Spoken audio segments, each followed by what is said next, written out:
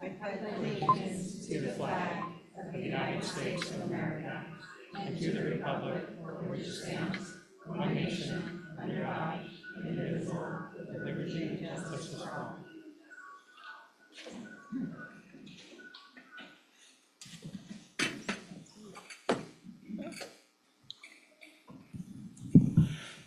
Oh, thank you. We'll continue with introductions.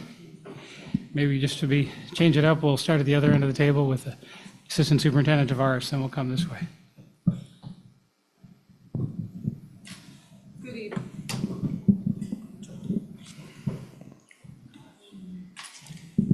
Maybe we won't. Good evening, everyone. I'm Diana Taveras, Assistant Superintendent of Human Resources.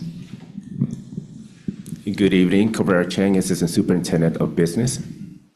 Good evening, buenas noches, Diana Jimenez, Assistant Superintendent of Educational Services. Good evening, Rebecca Munson, Trustee Area 6.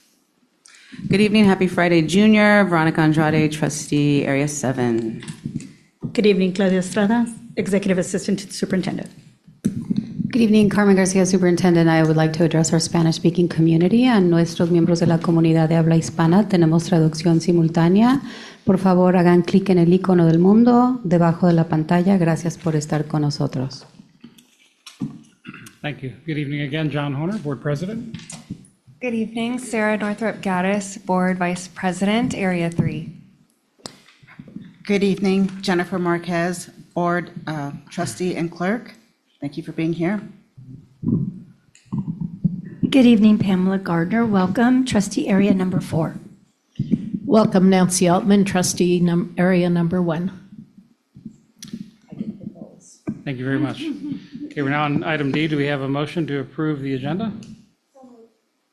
Thank you, Trustee Munson. Do we have a second? Second. Oh.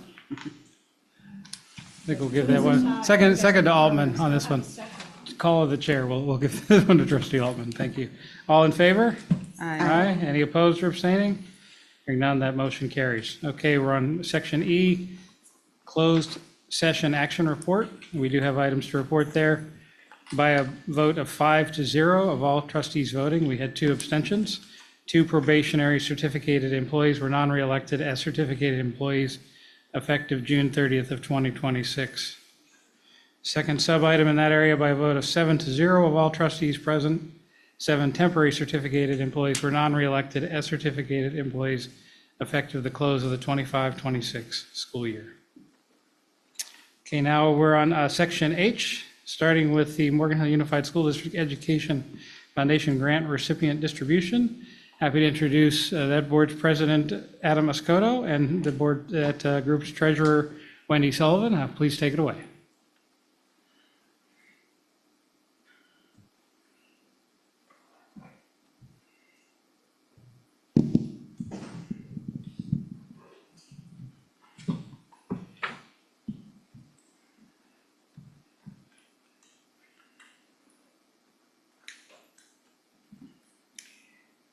Good evening, Board President Horner, Vice President Gaddis, Superintendent Garcia, members of the superintendent's leadership team, and guests here in person and on Zoom. My name is Adam Escoto, and I have the honor of serving as president of the Morgan Hill Unified School District Education Foundation. Bless you. Thank you for the opportunity to address you today. As we gather here today, I want to take a moment to recognize the invaluable contributions our school community makes each day. Our shared mission to enhance the quality of education for every student drives us forward, and today the Morgan Hill Unified School District Education Foundation is excited to recognize and celebrate 8 programs that we'll be supporting through our latest grant cycle. Before we announce the grant awardees, we'd like to give a quick overview of our process and how the awardees were selected. And in doing so, I'd like to introduce to you our treasurer, Wendy Sullivan, to do just that. Thank you, Adam. So our spring 2026 grant cycle officially opened on January 19th, and the application submission period closed on February 2nd. During this 2-week period, we had a total of 18 grant application submissions. And unfortunately, we did receive a couple after the deadline, so they were not eligible to be considered. A grant review committee was formed to serve as application readers, and we were fortunate to get 5 individuals representing various segments of our community. Committee members received their grant application packets 1 week after the submission deadline, and then they had another full week to read and score each of the 18 applications using a grant scoring rubric. Our grant review committee members were so supportive of our process and generous with their time that they were even willing to meet on a holiday on President's Day, as you can see in that photo, to share their results and to come together to come to a final list of awardees. After much discussion, careful consideration, and thoughtful deliberation, the committee was able to come to a consensus to fund 8 programs, and they proposed that to the board, and the board formally approved that list. A couple of points to note. Overall, the grant applications that we received were so strong and compelling that it was really tough for the committee to make their final selections, especially given our limited budget. So kudos to our grant review committee for doing such a great job under difficult circumstances. And then also during our time with the committee, we were able to solicit their feedback in terms of what worked well and what could be improved upon or strengthened for the future. And so with their insights and feedback that we received from some of our applicants, we've identified some areas for improvement as we continue to refine our grant process moving forward. Thank you to all involved. Thank you, Wendy. We owe a debt of gratitude to our grant review committee, who, as Wendy said, volunteered their time to read all of the grant applications and ensure that each application received the careful consideration it deserved. Their hard work and commitment to our mission truly exemplify the spirit of community engagement. We'd like to take this opportunity to recognize those members, and I see that 2 of them are here. But we're going to announce their names and present them with their certificate. So first up, I'd like to have Deanna Biemenderfer to come on up.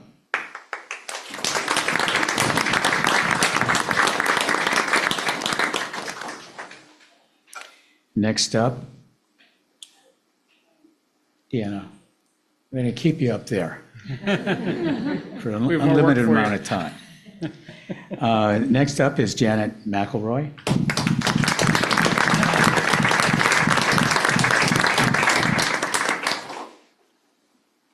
And other members of the committee that are not here is Alfonso Castillo, Ellie Herman, and Kathy Napoli. So if you would all join me in giving them a round of applause. And then we're also going to have a photo opportunity here. And then we also want to invite the board to come on up and join us.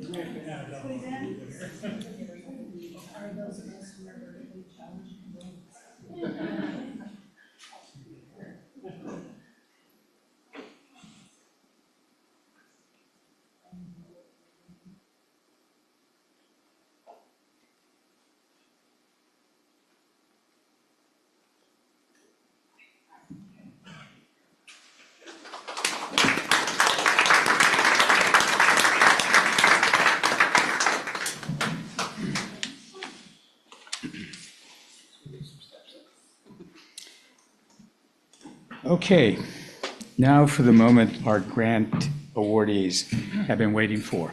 The money. Their checks. These grants represent the commitment to innovation and improvement within our education programs and allow us to collectively foster creativity, excellence within our schools and teachers. I'm pleased to announce the recipients of the Morgan Hill Unified School District Education Foundation 2026 grants. First up is Patricia Rojo, a wellness counselor at San Martin Gwin.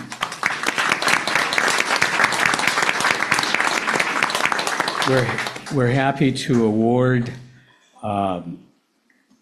Patricia with $2,000 to help create a wellness center on the campus. Funds will be used to purchase furniture, calming and sensory tools, and art and wellness supplies for lunch clubs and activities. Congratulations, Patricia. It was also exciting to have some student-led organizations participate in this grant cycle. One such group is Girl STEM Empowerment, a student club at Sobrato High School.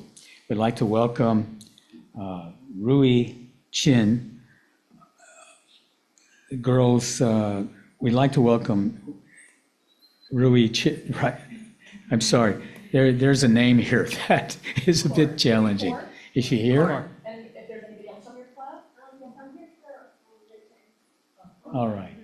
Thank you. You're welcome.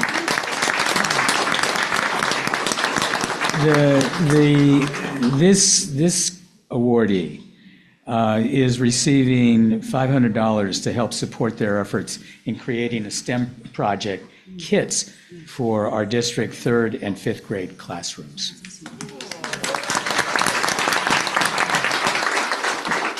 Next up, the foundation is granting $600 to support a program called Kane's Arcade at Nordstrom's Elementary School.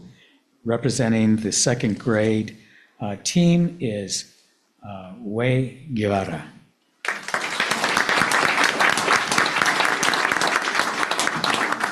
Kane's Arcade is a hands-on STEM project where 2nd grade students design, engineer, and build their own functioning arcade games using recycled materials.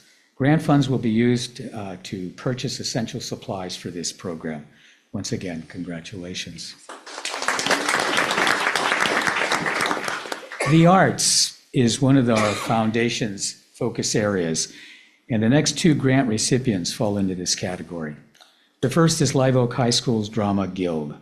We are granting Shannon DeMello's drama program $1,706 so they can purchase an iPad related equipment to better support their productions and modernization of their stage program.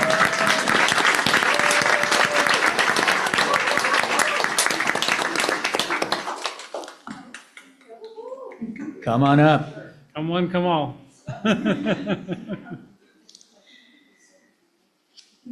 The second grant supporting the arts is for $1,000 for the Visual and Performing Arts program at Los Paseos Elementary School.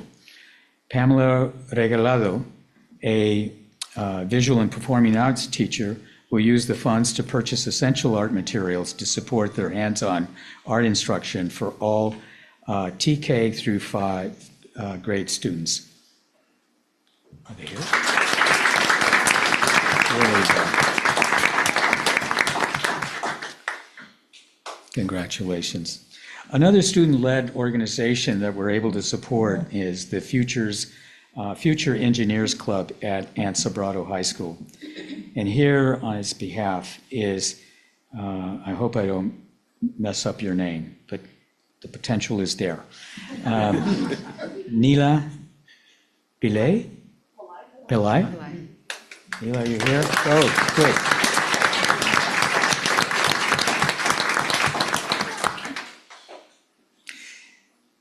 They will be receiving $950 to purchase materials for an upcoming bridge building STEM competition for high school students. And they'll be purchasing supplies and equipment for a circuitry workshop that they are hosting for younger students in May.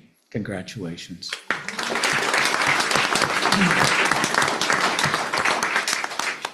The journalism program at Britton Middle School is receiving $2,000 to purchase shared instructional equipment. BTV? BTV, the Bobcat Roar, their print medium. And the Britton podcast launching later this year. Britton's journalism program, led by teacher Rob Schwartz, focuses on the news, art, and culture of the school and within the broader Morgan Hill Unified School District community. Congratulations to them.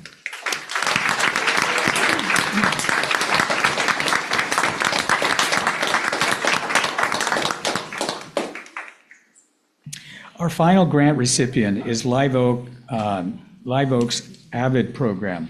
We're happy to provide $2,000 so that the AVID students, often the most underrepresented, have the opportunity to participate in college tours and other field trips. We invite April Faulkner, Live Oak AVID site leader, to come up and receive her grant check. Congratulations again to our 2026 grant awardees. In total, Morgan Hill Unified School District's Education Foundation is proud to grant a total of $10,756 to support and enrich the education of Morgan Hill Unified students. And if anyone's inspired by what you've heard and have seen tonight, and if you're interested in the efforts of the Education Foundation, we can scan. You can scan the QR code on the screen and go to the web address listed to make a donation. We welcome any and all donations. In closing, and just before we take another group photo, we may have to do that outside, I'm not sure. In closing, we want to express our gratitude to the school board, and especially Dr. Garcia, for your ongoing support of the Morgan Hill Unified School District's Education Foundation. Together, we can continue to strive for excellence in education and provide the best possible opportunities for our students. I got a little choke up. I think this is either the first or second time I've been in this room since I left the school board after 8 years, and hearing throughout those years all the remarkable things that our students, our teachers, our staff do on behalf of kids. This is my first experience of witnessing these wonderful, wonderful grants that we're providing tonight, and it touches my heart, and I'm sure you're moved by it as well. Congratulations to everyone that's here tonight.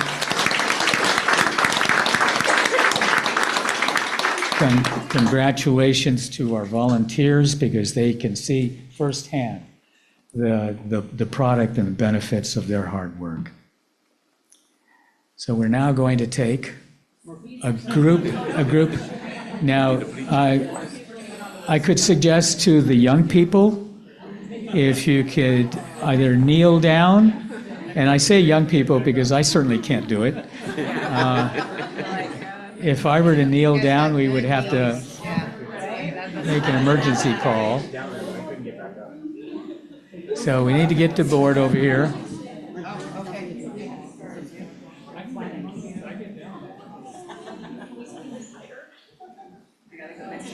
Okay, well, you've got mail.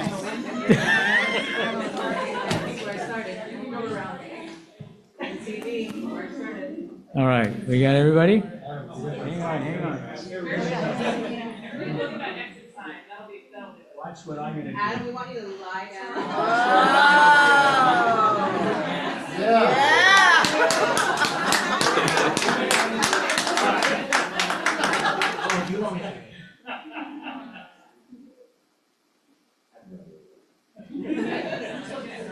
Just look for the back. Just look for the back.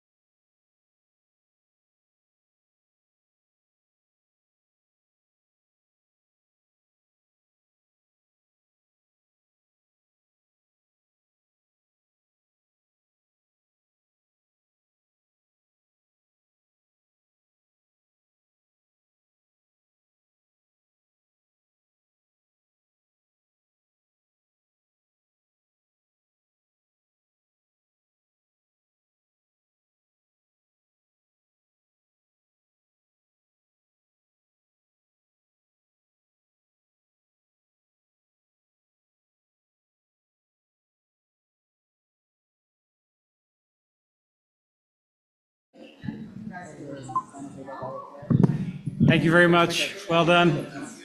I was telling my colleagues up here in an alternate universe, I would get to say meeting adjourned, but that's not what we're doing here. That's just, what a wonderful way to start the evening. And we'll carry on with more wonderful. Next up is the El Toro Health Science Academy presentation. Not just any, the. Principal Ganan, also known as Joe to his friends. Thank you, Trustee President Horner. I don't like this thing.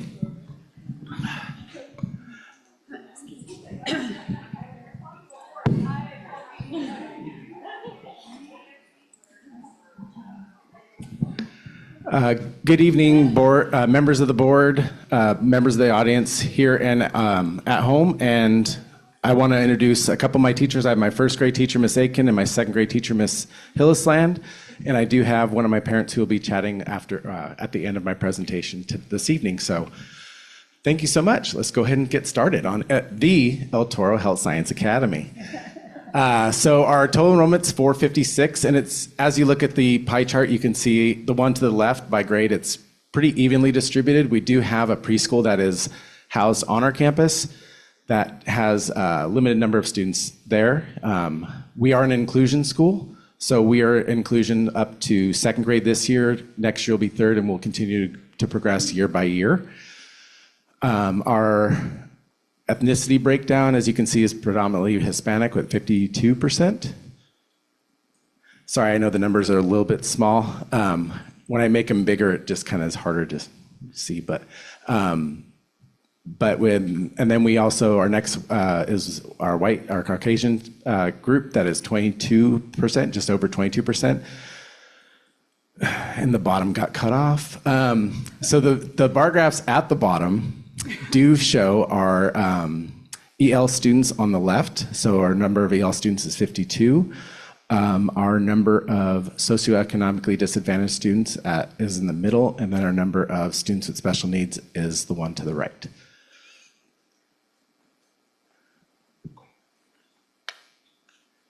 Next, please. And I do know actually that Google did update their Google Slides recently because our front office has not been able to connect to Google Slides because they made some changes to it. We use a program called Vivi, and they finally just fixed it, so that may be part of the problem. We do have our dedicated staff, so I'm the only administrator on campus. We do have 32 teachers and teacher assistants across our site. Credentialed staff, we have 5 who support in our special education department for speech, OT, school psychologist, and then 20 classified staff that help out in the front office and also in the classrooms.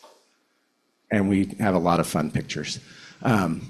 Our first goal that we had for the SIPSA, for our our site plan for school achievement, is our college and career readiness by June 2026. We will raise our math and reading assessment scores by 30% from beginning of the year to the spring assessment. And looking at the next slide I don't like the bar graphs, so I did change it to the pie graphs. I know we're used to probably seeing it a certain way. For me, I just prefer to see it this way. So as we look at this, 27% to start off the year, which is pretty good. A quarter of our students were already at or above grade level. But then we went up to 37%, so we're able to raise it up to 9%, which I know, and part of the thing, we did have a lot of, just so you know, with our staff, we did have a lot of turnover this past upcoming year from last year to this year, and so we had to work with our teachers and let them know the way that we do things, so there was a transition period. But we did see 9%. I know with the different strategies that we're implementing right now, we will see a good increase from December to end of May when we take our next assessment. And then, so this is for reading, and then for math, again, we did see starting off at 12%, and then we were able to get it up to 21%, over 21%.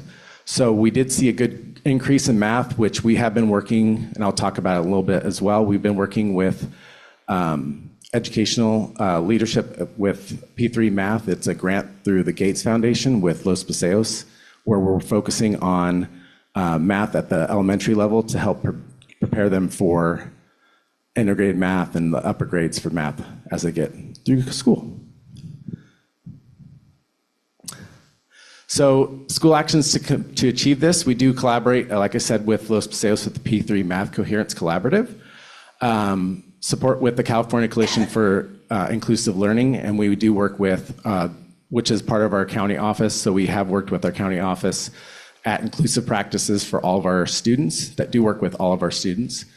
Working together during collaboration time, which teachers have every week for at least 45 minutes, and then about every other week is about an hour and 45 minutes a week that they get to collaborate, and that goes towards common performance assessments and towards reviewing data and adjusting the teaching based on the data from those assessments.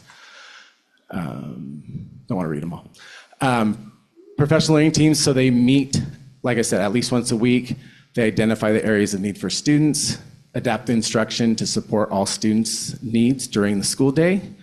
Some of our teachers have been doing switch times across their grade levels to differentiate bigger groups, so it's not just individuals in the classroom, but also they can focus more on more students at the same level. And then meeting with district principals, which I feel like this year we have really built a good, strong connection with all of our elementary principals, where we've been communicating and collaborating much more often than I have noticed in the past. Our second SIPSA goal is on parent engagement, and the percentage of parents engaged will increase at least 10% as measured by various meetings, parent meetings like ELAC, School Site Council, Home and School Club, our back to school night attendance, open house, and other school events. And I did give praise to Trustee President Horner last year on this, because I was focusing solely on the parent meeting nights and actually not on the attendance at all of our meetings or all of our events. So thank you very much for that input. And I won't make that same mistake this time.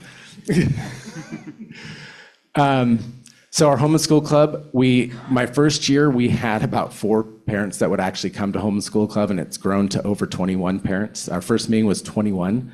And we are able to do this actually in multiple ways. So like the board meetings, we hold hybrid meetings for all of our meetings. Doesn't matter which meeting we do, it is online and in person, so that we are able to enhance the number of parents that are able to participate. The times we do actually meet to talk about the times, and we've even changed some of the times to help get more participation from different parents. School Site Council, we had 4 parents.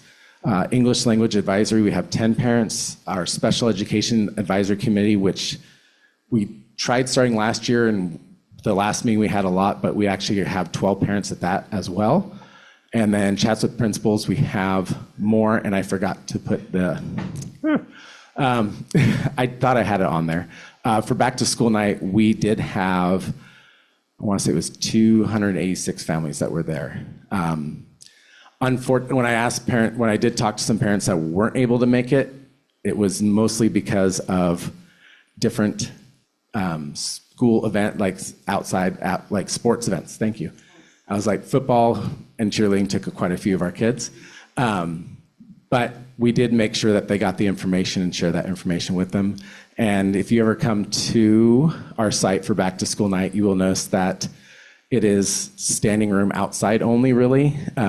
We pack our multi-purpose room, and we have a lot of people that due to fire codes, we're only able to get so many in. So something I would love to work on eventually at one time. It is on our long-term site plan for enhancing that. So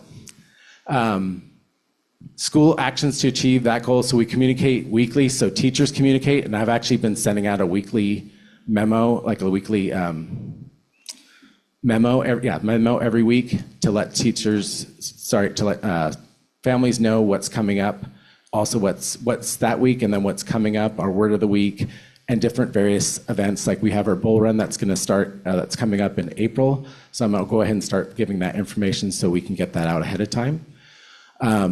We use Parent Square, flyers, phone calls, and we do use our school marquee, which is back up and running thanks to IT back there, and to facilities, because there was a short in the parking lot, so we didn't have it for a little bit of time, but they took care of it for us. And yeah. Student engagement. So I'm a pretty big guy, so it's easy to see me, but I'm also, I do like being out and about. I don't really like being in my office. So I do go to classes very regularly. You will see me at recesses and lunchtimes. We have plenty of spirit days. We just had a spirit day for our Read Across America week, for the whole week. We have special assemblies. Obviously, there's a trimester assemblies, but we have various other assemblies that we do for, we've had the middle schools over. We've had, thank you to Sobrato's band. They came over and played some songs during our Halloween, during the day, and our kids loved it. And I have some amazing pictures of them dancing.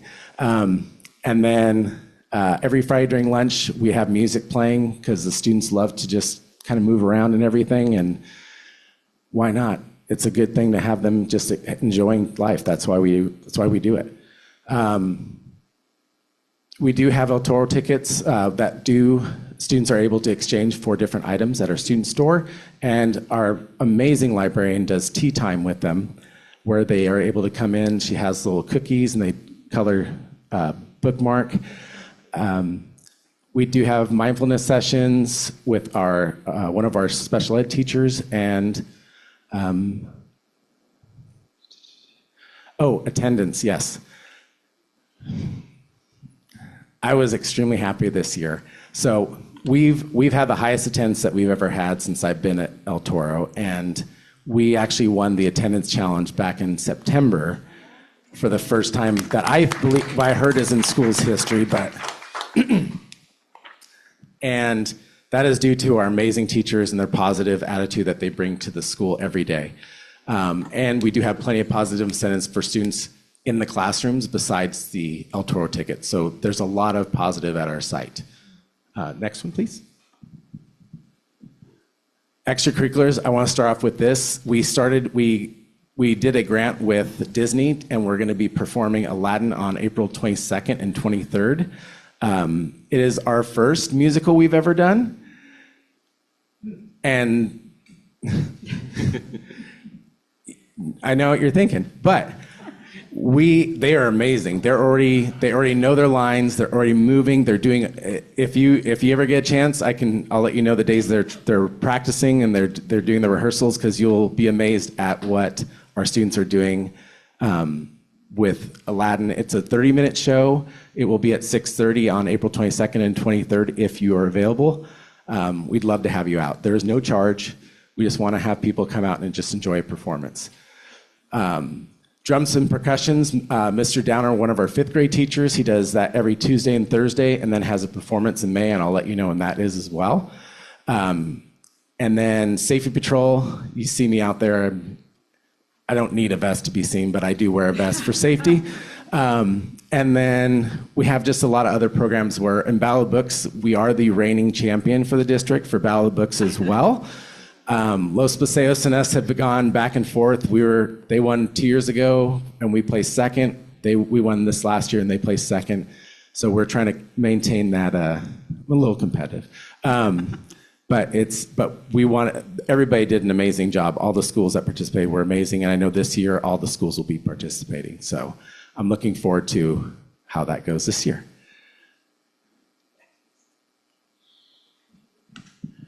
For parent engagement, we have done different garden committees, and our garden does need some TLC right now after all the rains. So we're going to be holding those to kind of clean things up around our campus.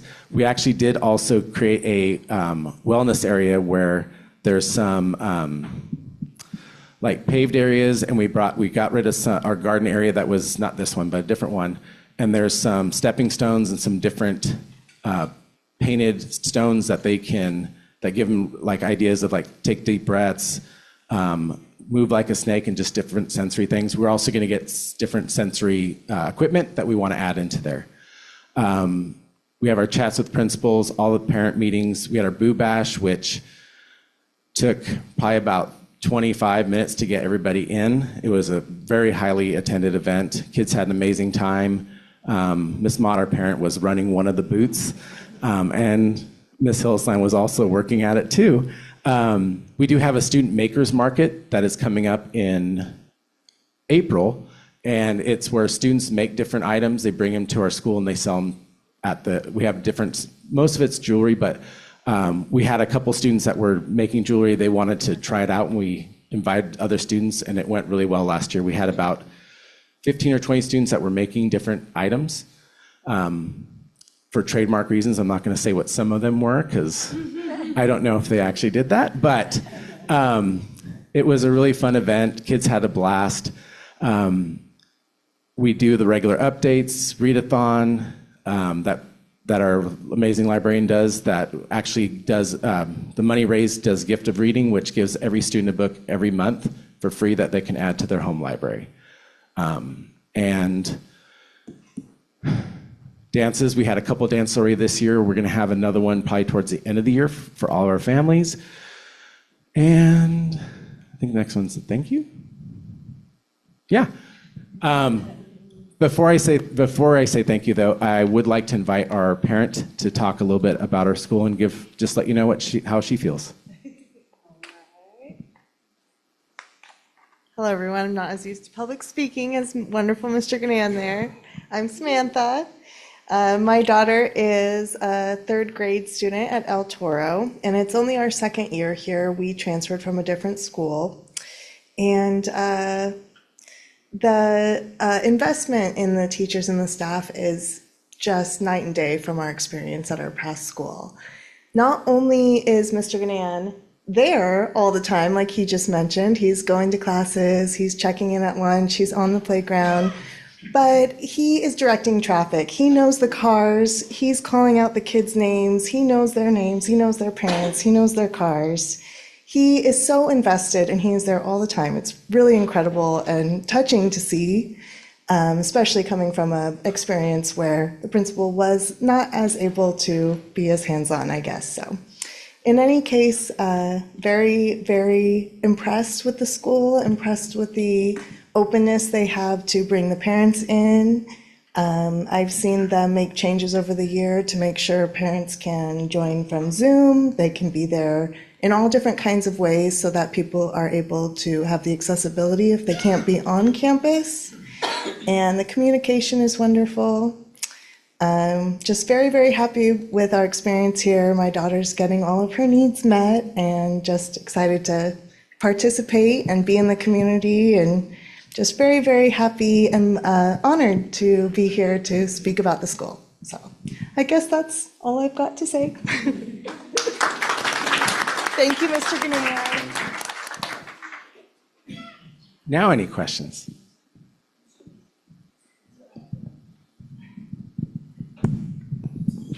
Anyone? Questions or comments? I think you left us speechless. Good time to exit stage Well, left. I just have a quick, Please. this is more of a silly question. Yeah. What's the bull run? Oh, so our bull run is our school run. It's our home and school club ran event that raises money for our home and school club. Every student gets a shirt that they get to keep, and they get donations based on the number of laps they do, or a base donation.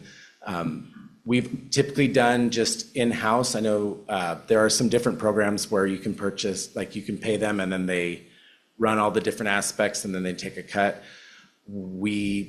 Our community loves just running it, and we have a great parent involvement that they're there helping out, pass out food, they're passing out water. We have parents with the marker, so we have markers that track how many laps they do, and they have we've learned over the years, I guess they used to use like string and all these things, but rubber bands. And we finally just went to where we put stickers on their back, they mark it, we put on a poster, and it's easy to count later on. But we do incentives for the most laps run, for most participation in the event, but it's our biggest event for our home and school club for fundraising. Tomorrow. Huh? Tomorrow, correct? No, it's actually, we pushed it back. Okay, it's on my calendar. Yeah, yes, we ended up pushing it back. We usually did this week, but with all the different things going on, we ended up pushing it back with different events. So it's actually going to be April 16th, I believe it is. And that week's going to be busy as well because we have our open house that week as well, and our book fair. So we like to pack things together. I think one of our insurance carriers was watching and wanted to make sure it isn't a running of the bulls. No, That'd be very it is dangerous. not. Please, Trustee Altman. It looks like things are going really well in the Bull House out there. Thank you for the presentation. Really impressed. Thank you, Trustee Altman. Anyone else? And thank you, Trustee Gardner. I wasn't leaving out. Again, I want to echo Trustee Altman's sentiments. Mr. Ganan, you so graciously said, you are always out there, you know students, and what I appreciate about your approach is that you know the most vulnerable students and you know how to reach them. So thank you for all the work you do at your school. Thank you, Trustee Andrade. And I sometimes feel like a big kid, and I guess that's why I connect really well with them. But I do feel like all of our students, before I came here and it was an inclusion school, there are so many students that do need support, and sometimes they are overlooked, and I want to make sure that everybody is seen. And the last thing I had on that was all means all, and that is our motto. It's all students, not most, not some, it's all. I know you track your steps. You want to share with the community how many steps you've walked today? I'm at 12,513. Yeah, that seems actually low for you. It is but low. Yes. I've gotten up, I think, to 36,000 before. And I would say that's Principal Ganan in a nutshell. Thank you so much. Yes. Do the teachers want to come up and say just a few words? You want to talk about the P3 work? No? They're like, it's 7 o'clock. We're done. Thank you very much. Well, thank you. I'll just add sorry, Trustee Marquez. I just want to say I attended the back to school night last year, and it was standing room only. It was very impressive. There was quite a few parents that attended, and it was really nice to see. So congratulations. Thank you. Thank you. Yeah, I love that you covered both the academics, but all the things that wrap around that, and that make school fun and engaging and inclusive. Really appreciate that. Okay, am I missing anyone? With that, I'll say thank you and hope you can actually have a good night. Oh, I will. You've probably been working since like 5 a.m. Little after that, but yes. Okay. Thank you very much, all trustees and board members, and thank you everybody for letting us speak about El Toro tonight. Thank you. Appreciate it. Okay, we'll now move on to item G1, the minutes from the regular board meeting of January 15th. Do we have a motion to approve? Thank you, Trustee Munson. Do we have a second? Second. Thank you, Trustee Andrade. All in favor, please say aye. Aye. Any opposed or abstaining? Hearing none, that carries unanimously. We'll now move on to public comment. I see we have 8 requests for public comment. Our bylaw says we can limit the total to 20 minutes, but I'm not gonna scale it back. We'll still allow 3 minutes each. But please, if you don't need a full 3 minutes, please be compact in your comments. So this is for topics not listed on the agenda. The board may not discuss issues raised which are not listed on the agenda, but these topics that are brought to the board's attention may be looked into by the administration or other consideration given. So our first comment is Na Kin. Did I say that? Yes. So my apologies. Please step up to the mic. I'm glad I didn't make that mistake as well. Thank you. Thank you. That would be embarrassing. Hello, my name is Na Din, and I'm here to support a teacher that my daughter adores the most. Ms. Connie King. This teacher has gone far and beyond any teachers she's ever had. She supports the students 140%. She's there during class and out of class and supports the children's activities and encourages them to push further to succeed. I'd like to read a letter my daughter wrote. Miranda wanted to be here, but has a concert this evening at Sobrato. To whom it may concern, as a student of Ms. Kang, I have to admit math in her class wasn't easy. Parents told her a bunch about how kids don't understand her teaching and how the homework was a lot. As a kid who was in extracurricular such as cross country and band, the homework piled up. The teaching style came off as fast-paced for most students, including me. A lot of kids aren't that fast learning. Your average middle schoolers just do their best to pass. Ms. Kang always has her room open for lunch and brunch, and she always accepted assignments late. You just had to do it right. She also had after-school tutoring for people to get work done. Eventually, due to all the parents speaking up, she slowed her pace down in the middle of the year. She took criticism when needed, and a lot more students felt lighter in that class. They felt lighter, but going into high school, they felt scared to go into Math 2. A lot of them went into Math 1, but I went into Math 2 with a few people. I now hear from a lot of people that are in Math 1 that they are repeating what Ms. Kang taught them, and they wish they went to Math 2. Now that I'm out of Mark Murphy, me and other kids from Murphy realized how great of a teacher she was. She volunteered at school dances. She supported band concerts, which she's there at now, and helps out when needed. And she even went to Great America as a chaperone, even having skin disease. Now you don't realize something is missing until it's gone. And even now, I hear that Ms. Kang is still trying to improve her style of teaching, and she's still transitioning from a high school teacher to an 8th grade teacher. I'm glad I had her as a math teacher in 8th grade because, believe it or not, I think she's the best math teacher I ever had. She gave us challenge, discipline, perseverance, and certainly made me realize how little other math teachers teach me. I learned pretty quickly, so the other math classes even now feel boring to me. But Ms. Kang gave me so much knowledge in that 1 year I had her.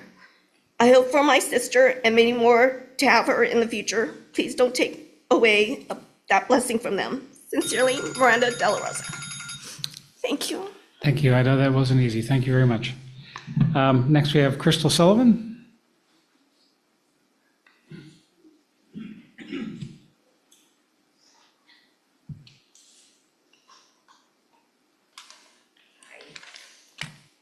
Hello. So I'm also here in support of Ms. King as well. I have a letter. Good evening, members of the board. My name is Crystal Sullivan, and I am a parent in this district. I'm here tonight to speak from the heart about Ms. King. In education, we often talk about test scores, policies, and contracts, but the truth is that what truly shapes a child's experience in school is the human being standing in front of them every single day. The teacher who believes in them, the teacher who sees their potential before they see it themselves. For many of our children, that teacher has been Ms. King. She is the kind of educator every parent hopes their children will have. She shows up with patience, dedication, and genuine care. She builds relationships with students. She encourages them when they struggle. She celebrates them when they succeed. And she creates a classroom where children feel safe, supported, and excited to learn. Teachers like Ms. King do more than deliver lessons. They build confidence. They build courtesy. They build the foundation for our children's future. As parents, we notice these things. We see how our kids talk about their teachers at home. We see the excitement when they feel understood and encouraged. We see the difference when a teacher truly cares. Ms. King has made that difference. Decisions about contracts can sometimes become numbers on a spreadsheet or boxes on a checklist. But behind every one of those decisions are real children whose lives are being shaped in that classroom. Tonight, I simply ask the board to pause and reflect on the impact Ms. King has already had on this community. Great teachers are not easy to find. When we have one, we should do everything we can to support them and keep them here. Our children deserve educators who inspire them, who uplift them, and who make them believe they matter. Ms. King is that teacher. So tonight, I respectfully ask you to reconsider this decision and give Ms. King the opportunity to continue doing what she clearly does so well, teaching, inspiring, and supporting the students of the district, because when we invest in great teachers, we are investing in our children. Just one extra thing that I did not add on here. My daughter is here tonight, who was in her class in 8th grade. She did struggle with math as well, but we ran into Miss King and her mom at the grocery store, who then she gave me her personal cell phone number and said, I will tutor your daughter. I will go to your house. I will do whatever you need for her to succeed in math. So, and she always was, like that with Ashley. And so she's here tonight, but she's not standing with me, and that's okay. But thank you. That's all. Thanks. Thank you for taking the time to speak to us. Next, we have Susie Lee. Please correct me if I'm wrong. I'm trying. Thank you. Thank you so much. I'm also here to support Mrs. Connie Chang. My daughter is also a current student with Mrs. Kang. I actually am here to read a letter on behalf of a fellow parent who also has a child that has Mrs. Kang currently. And due to a work obligation, she wasn't able to make it. But in hindsight, her letter is so much better than mine. I emailed, I think, most of everyone out here my own personal letter, but I'm going to read hers because it shares the same sentiments. To whom it may concern, I'm writing to express my strong support for Ms. Connie King, a math teacher at Martin Murphy Middle School. As a parent, it is very disconcerting to hear that a fantastic teacher may not return the following school year due to the complaints of a few parents. My question would not be what the teacher is doing wrong, but whether it is the students and parents of these students that have complained that are the problem. Ms. King brings a rare and effective balance of fairness, firmness, and genuine care into her classroom. She holds students to a high academic standards while providing the structure and encouragement they need to meet those expectations. Her classroom environment is supportive and respectful, and students clearly understand that Ms. King believes in their ability to succeed. This combination allows students to feel both challenged and safe, which is essential for meaningful learning in mathematics. Beyond day-to-day instruction, Ms. King has demonstrated exceptional success in inspiring students to develop confidence and interest in math. Many students who have initially felt intimidated by the subject grow more engaged and motivated under her guidance, often pursuing further achievement and a deeper curiosity in math as a result of her teaching. Her ability to make math accessible while still rigorous has had a lasting positive impact on her students. Ms. King's commitment to students also extends well beyond the classroom. She voluntarily sacrifices her own time to provide after-school tutoring to any student who may need it. She consistently shows an open heart by supporting students in extracurricular activities, including attending sporting events, music performances, and other school activities. This visible presence communicates to students that they are valued as whole individuals, not just for their academic performance, and it strengthens the sense of community at Martin Murphy. In all of these ways, Ms. King exemplifies and actively supports the Murphy guiding principles. She fosters respect, responsibility, perseverance, and community engagement, and she models those values at Martin Murphy, who strives to instill those in their students. Martin Murphy is fortunate to have an educator like Ms. Connie King. Her professionalism, dedication, and genuine care for students make her an invaluable member of the school community, and I'm grateful for the positive influence she continues to have on our children. Both of my children have had the privilege of having Ms. King as their 8th grade math teacher. My daughter Mia, who's a freshman at Sobrato, is excelling at math, and that is due to the foundation and support she's received from Ms. King at Martin Murphy. I know that if Mia were to email Ms. King for support, even though she's no longer a student, Ms. King would not hesitate to help her. We need more teachers like Ms. King, especially in such a difficult age group as middle school. We should be more supportive and foster their ability to teach our children, not knock them down because there are a few dissatisfied parents. I hope that you will rethink having Ms. King return as a math teacher in the future, and if it isn't true that Ms. King will not be returning, then you will take this emails of support for her to recognize her efforts and hard work as a teacher that truly and deeply cares for the well-being of her students. Sincerely, Kana Pak, mother and former student Amia Diddy Aiken, and current student Asen Diddy Aiken. Thank you very much. Our fourth speaker, we have Mr. Christopher Rebel.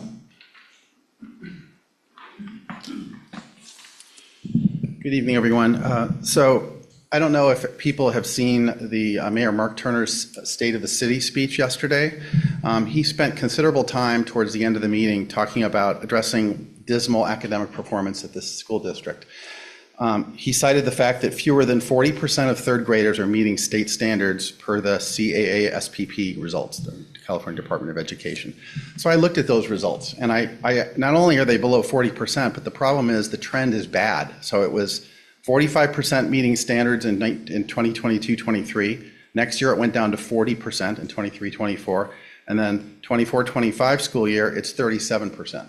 So that's an F, right? So they're 63% not meeting in this pivotal year of third grade English, where they, and if it's like I guess it's like you guys know better than I do, but a snowball where if you can't read by then, you start to fall and collapse in the future years. So it's a really critical thing for our community. And that's not good. So he was urging MHUSD to partner with the city. The city's actually doing a lot of good stuff with the library and everything else, and I don't know where that went. I've heard things on social media and seen things that there's not receptivity. I don't know about that, but I urge the school, specifically John, who was at the meeting yesterday, and Sarah, the vice president, to partner with the city, because this is a community-wide. Everybody should be focused on this. And I don't know, anyway. So that means getting class sizes less than 36. That means getting, I don't know if there's been cuts to academic support, reading specialists, whatever we need to make sure that people, the kids in that grade level can read. The second concern is fiscal insolvency risks if the budget cuts are not addressed. We'll talk about that later tonight. That's also an F on that dimension. And those are the two most important things for the board. It's honestly not stuff where you don't make a decision. Like this last, I mean, nothing, and I'm totally impressed with what was the previous presenters, but those are things that can be done. Those are celebrations and proclamations that don't necessarily require a decision on your part. You, the board, need to focus on fiscal solvency and academic success. And they're already doing a great job, and everybody in this room most likely is doing a great job helping the kids. But you guys need to provide the direction and the funding and everything else. The last one is significant governance issues, and I've talked about this, but I am not, I live here, I care about the community, I have grandkids here, and kids. This district is the most opaque, not even willing to meet with me, and I'm not stupid, I don't know everything, but there's a lot of things that I do know about, and to try and understand and reach mutual understanding, nobody's ever been willing to meet with me, and I've tried. Even Sarah, said an email, we don't meet with the public. Like, you're our elected officials. You're supposed to meet with the public. And that to me is unacceptable. So honestly, the school board leaders are failing us. Carmen, John, and Sarah need to go. And I'm going to make it as direct as that. And I will work on election season to make sure that happens. Thank you. Thank you. Next comment, Mr. Rutner.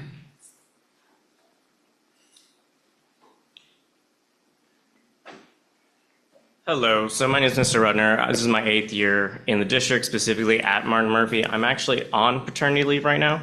A little bit of a different stretch, but for me, I'm not just a teacher. Like, this is my community.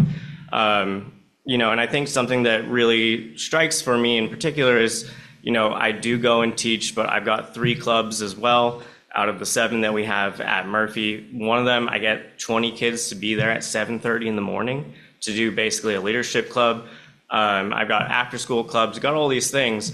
And it's really frustrating for me when someone like Connie Kang is not asked back. Now, what a lot of the parents don't necessarily know, and what you guys may not necessarily know either, is she actually has a PhD in education.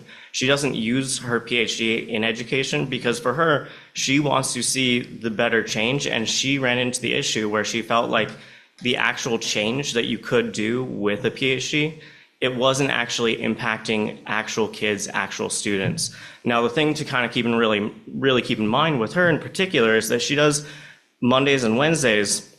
She has homework club where basically anybody can go that needs math help, and she goes for 2 hours. I have a math teacher in my family. He charges $125 an hour for math tutoring, and he doesn't have the same education she does.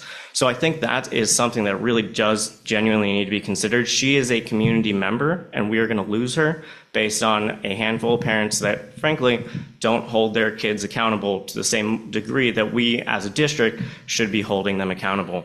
Now, something to also keep in mind, and this is something that I kind of want to put in your guys' minds a little bit, is like how could someone with this much talent fail within our district, right? How is that even possible? And so the thing I can really want to bring up is, like, I teach history. So, you know, in my 7th grade history class, almost all the kids are at the same level. There is that, like, occasional Mount Vernon, because I run the DC trip as well. Mount Vernon, the docents, they call them wallpaper kids. It's like the one kid that knows everything about one particular thing. And there's usually 1 or 2 of those in my classes.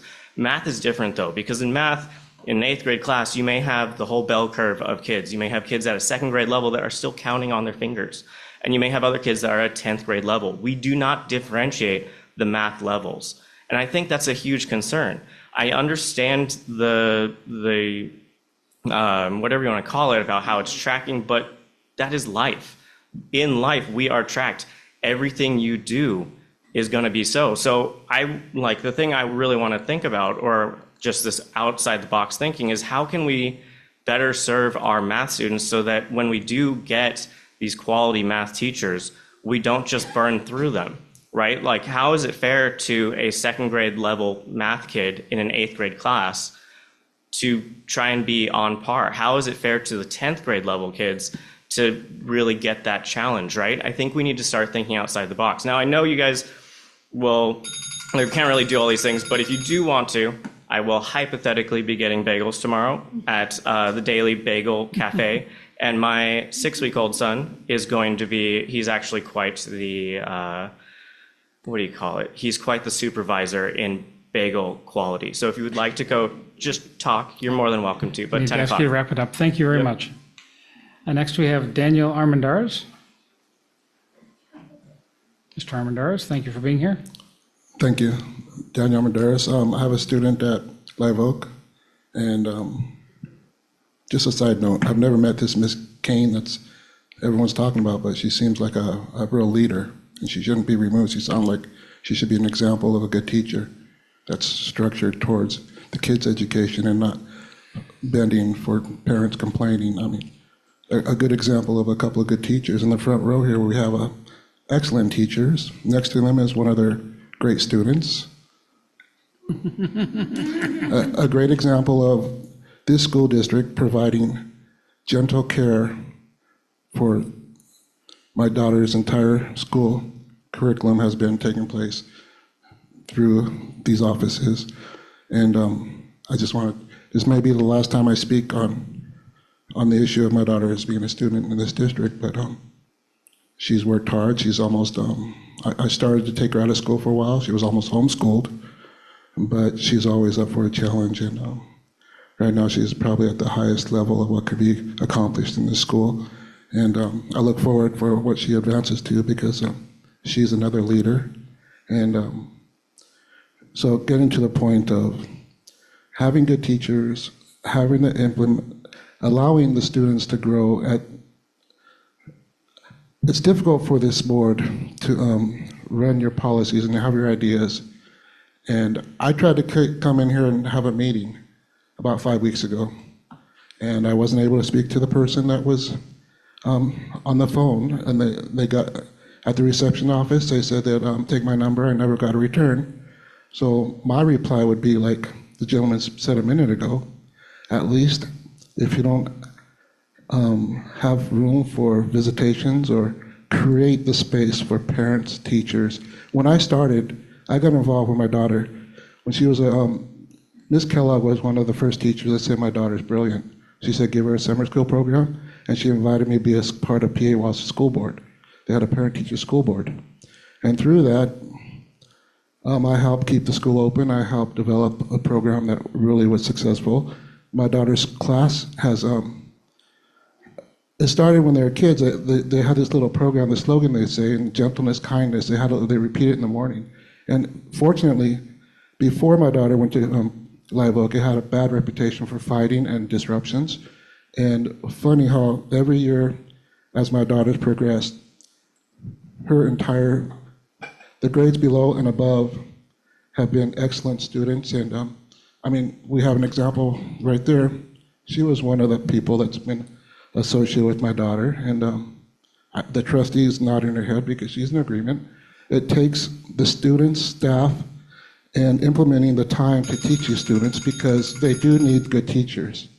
And this person that's been mentioned about a few times from the other parents, it'd be nice to get the teachers together and allowing the leadership to expand and grow with the community. Thank you.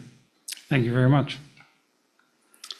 Mr. Jamil, did I say that correctly? Was that correct, sir? Yes. Thank you. Hello, I'm here to talk about my math teacher, Miss Kang, at the moment. So, Miss Kang, she takes time out of her own day to help kids with math work. She can help people over the weekends with one of my friends, Sophia. She takes time out of her own day to go help her at a Starbucks or another place to just sit down and chat.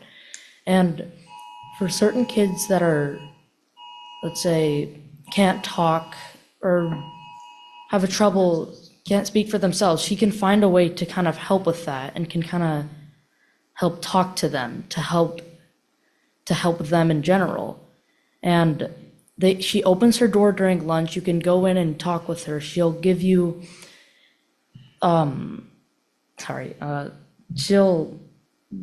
matter if any assignments are late. It's just, she'll grade it as long as it's correct or as long as you try and show your work. Miss Kang is a Miss Kang is a teacher that comes once every million years, and she's one of the best teachers I've ever had. If it weren't for Miss Kang, I would probably not get math right until, let's say, college. Math is not my strong suit.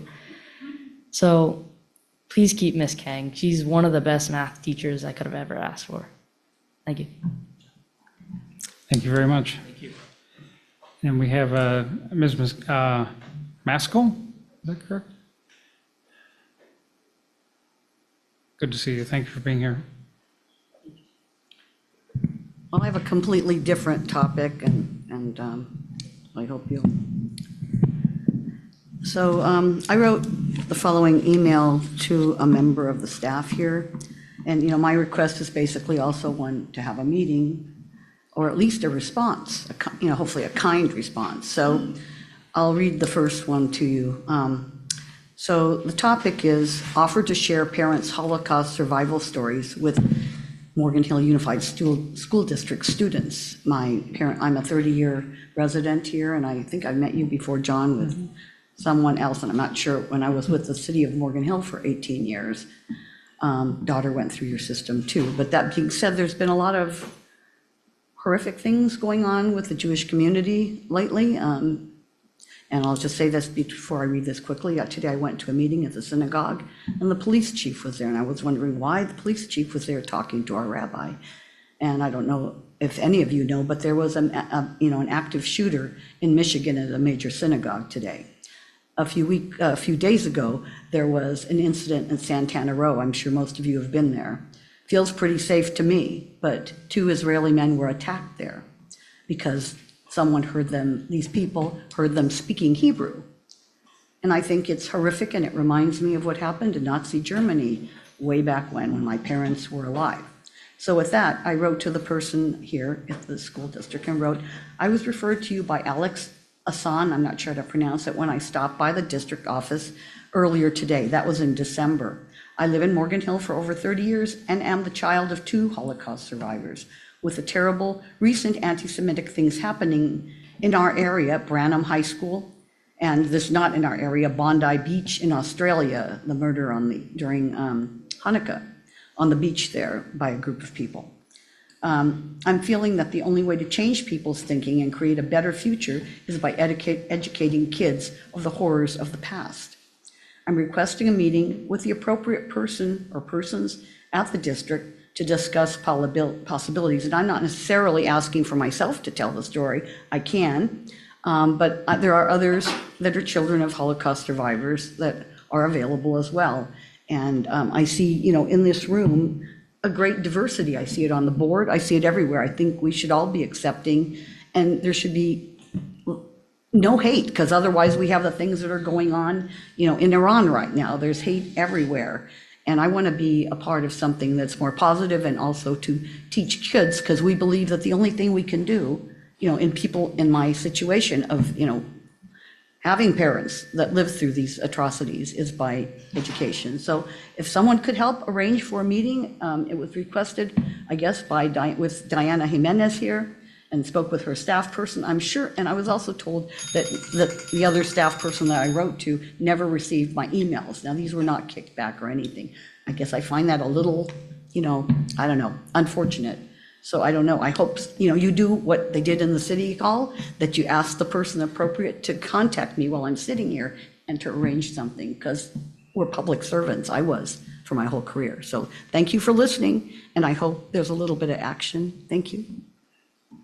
Thank you. I appreciate you coming to speak to us tonight. And as you know, we can't address that as an agenda item, but we will follow up. Thank you. Okay. Our student board members are both busy being students tonight, so we will not have a report there. We do have a report, I believe, from the superintendent. Any other staff or just yours tonight? Thank you.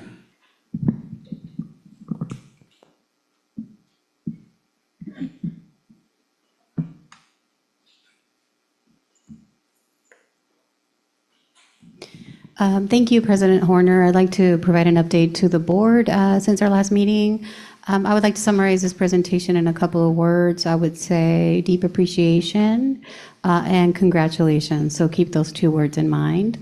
We had over 200 volunteers who joined us during Read Across America, and so they were able to read to our students to great success. For those of you that have not participated in the past, please plan on volunteering. It's a very heartwarming, joyful experience to read to our students. Another congratulations, one of the two words is huge congratulations to Live Oak and Ansobrado High School. They both recently had their high school awards assemblies in celebrating students' success in the first semester. So congratulations to those students. It's a little bit of a potpourri of images.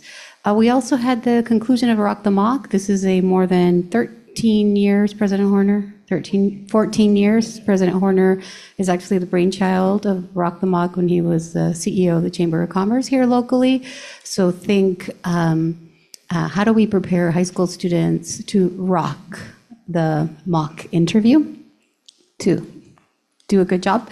And so we have dozens of volunteers who do mock interviews with our high school students. I know that there are some volunteers present here, so thank you, Brian and others, for volunteering for those decades. They also help our students with resume crafting, as well as Dress for Success. How do you dress? How do you introduce yourself to a prospective employer? So thank you. So we had that at Sobrado and Live Oak most recently, and before that, a few weeks ago at Central. And another congratulations most recently unveiled is that the California Department of Ed issued its highest honor. It's called the Distinguished School Honor to Ansobrado High School. You can receive this award based on two categories. The first category is High Achievers. The second is Closing the Achievement Gap. And the third one is a brand new one that was not applied to this year's recipients. But Ansobrado received distinguished school recognition for those two categories, High Achievers and also Closing the Achievement Gap. So below is a picture of the entire faculty at Ansobrado. So huge congratulations to the Bulldogs. I know that there are some teachers from Sobrado here and an assistant principal from Sobrado. So congratulations for demonstrating excellence. Also, San Martin Gwen, annually they conduct their Si Se Puede March, Yes You Can March in honor of Cesar Chavez and Dolores Huerta. And so the entire school participates. And we're also very, very, very lucky in that San Martin Gwen has the great-grandchildren of Cesar Chavez. His grandchild sends her kids to San Martin. So that's always wonderful. We also, the CABE, California Association for Bilingual Educators, recently held its conference here locally in San Francisco. And annually, they identify a parent across the entire state who embodies excellence and parent involvement, parent engagement, so on and so forth. And so our very own Sandy is that parent who won that distinction. And so the district personnel had an opportunity to celebrate with her. So huge congratulations to Sandy. It's a great accomplishment. Yes, absolutely. Yes, we should probably invite her and and thank her personally here. School site visits at Central, Walsh, and Britton. The Chamber of Commerce has their annual updates, breakfast on a monthly, not annual, monthly basis. President Horner was able to pinch hit for me, and he was able to provide an update to the Chamber members regarding our current technical ed efforts. Spring concerts at Britton and Murphy and Sobrados is taking place as we speak. Rotary on an annual basis honors elementary students, 1 student per elementary, and this next week will be high school, middle and high school awards, and so I'll be able to congratulate our students personally.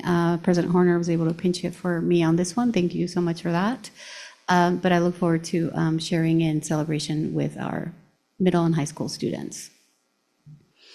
And also late breaking, the Chamber of Commerce annually identifies an Educator of the Year and a Student of the Year. And so this year, Ann Sobrato, science teacher Heather Rottenborn, by the way, she's fantastic. All of our faculty are fantastic. Heather is quite exceptional as well. And I've had the honor of seeing her very magical teaching style, inclusion-wise.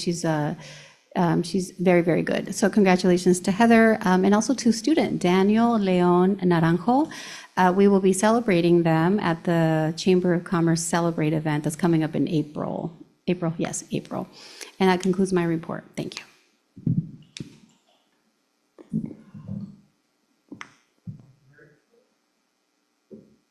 Green light there. Thank you very much. We'll move to item I3, employee group reports. Do we have a Macia report? I don't. Okay. Okay, so then we will go Morgan Hill Federation of Teachers. President Yen.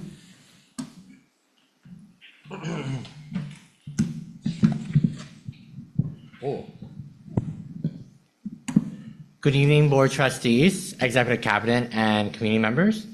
My name is Kiwei Nguyen, and I'm honored to be the elected president of the Morgan Hill Federation of Teachers.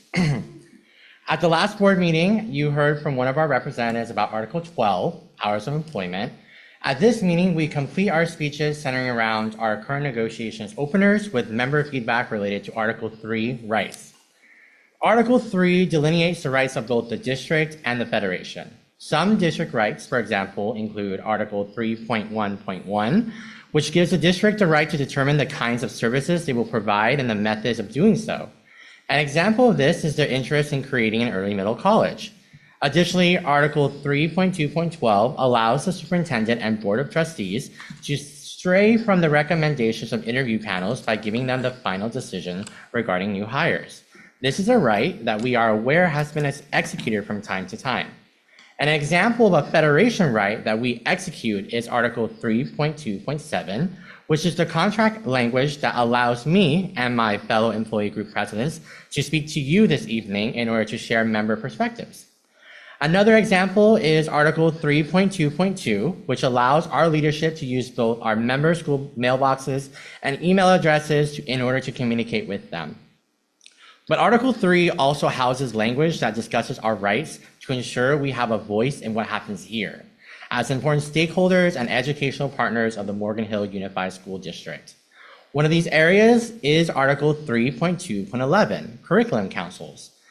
I'd like to start by providing a little bit of history when it comes to curriculum councils. Over 10 years ago, curriculum councils began evolving from SALT, the Student Achievement Leadership Team, which used to be where discussions were had and decisions were made regarding the materials utilized in the classrooms, the methods of providing instruction, the processes for tracking learning, and so much more. Eventually, this transformed into curriculum councils at both the elementary level and the second level, which we know today. But this has been through positive momentum and some negative setbacks. Curriculum councils are intended to facilitate two-way dialogue between the district and the educators so that there are collaborative efforts regarding curriculum, instruction, and assessment. Then, when decisions have been reached through a transparent voting process, where the majority are certificated educators, they are to become recommendations, which finally come before you, the governing board, to vote to approve. Unfortunately, in recent years, this process has devolved into something different. The feedback my members have been providing Federation leadership for some time, and did once again over the last few weeks as we work to create this presentation for this evening, has them reporting that these meetings are functioning more as one-way briefings. The educators that come take notes, but decisions that affect them and their students are often implemented without allowing genuine feedback. The attendees feel as though they are met with apathy because their voices frequently are not being honored. Some current examples at the elementary level include educators asking for several years now to create a task force to align their report cards to the district adopted essential standards. But unfortunately, they continue to be told now is not the time. Also, just last week, as educators were already knee-deep in second semester report cards, and to my understanding, against the advice of the Curriculum Council, a mid-year change to the Literally Reading Assessment Scale was made, which educators are very concerned about, as it could reflect an inaccurate decrease in student reading abilities. While I appreciate that the district did provide the teachers with a handout explaining this for families to be included with the report cards, I am concerned that this change was not made following the process provided in the contract, and I am confident that doing things in this way is certainly not collaborative nor respectful. Additionally, there seems to be complete disregard that our teachers are on the front lines of this change, and therefore any backlash that is to come from it will likely impact them first and foremost. At the secondary level, while there seems to be more willingness to solicit feedback from the educators, at the same time, there's still fallout from a recent past in which this wasn't the case. The turnout of membership is not what it once was. Unfortunately, most, if not all attendees are there because they are required to be due to their department chair stipend. To quote a previously voluntary secondary curriculum council member, after several years of being at these meetings, I stopped attending, as it is impossible to give an opinion, and when the opportunity to express it is not provided. Additionally, some concerns around transparency continue to be brought forward in secondary as district initiatives around programs they wish to explore are already being discussed at the district office, but not introduced at the Curriculum Council. Not bringing such things forward before they get unintentionally leaked creates feelings of distrust and disrespect, which very recently occurred with the early middle college. MHFT office staff has been working with district leadership regarding curriculum councils recently, working to clarify the contract language and ensure the expectations there within are being adhered to. We are hopeful that progress will be made so that our members can collectively feel as though their input is valued and respected.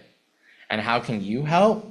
When recommendations regarding curriculum, instruction, and assessment make their way to you for your approval, please ensure that the educators who are in the classrooms and therefore will be utilizing those textbooks, teaching those lessons, analyzing that data, and reporting the findings are also in front of you here, asking for your approval rather than district office personnel.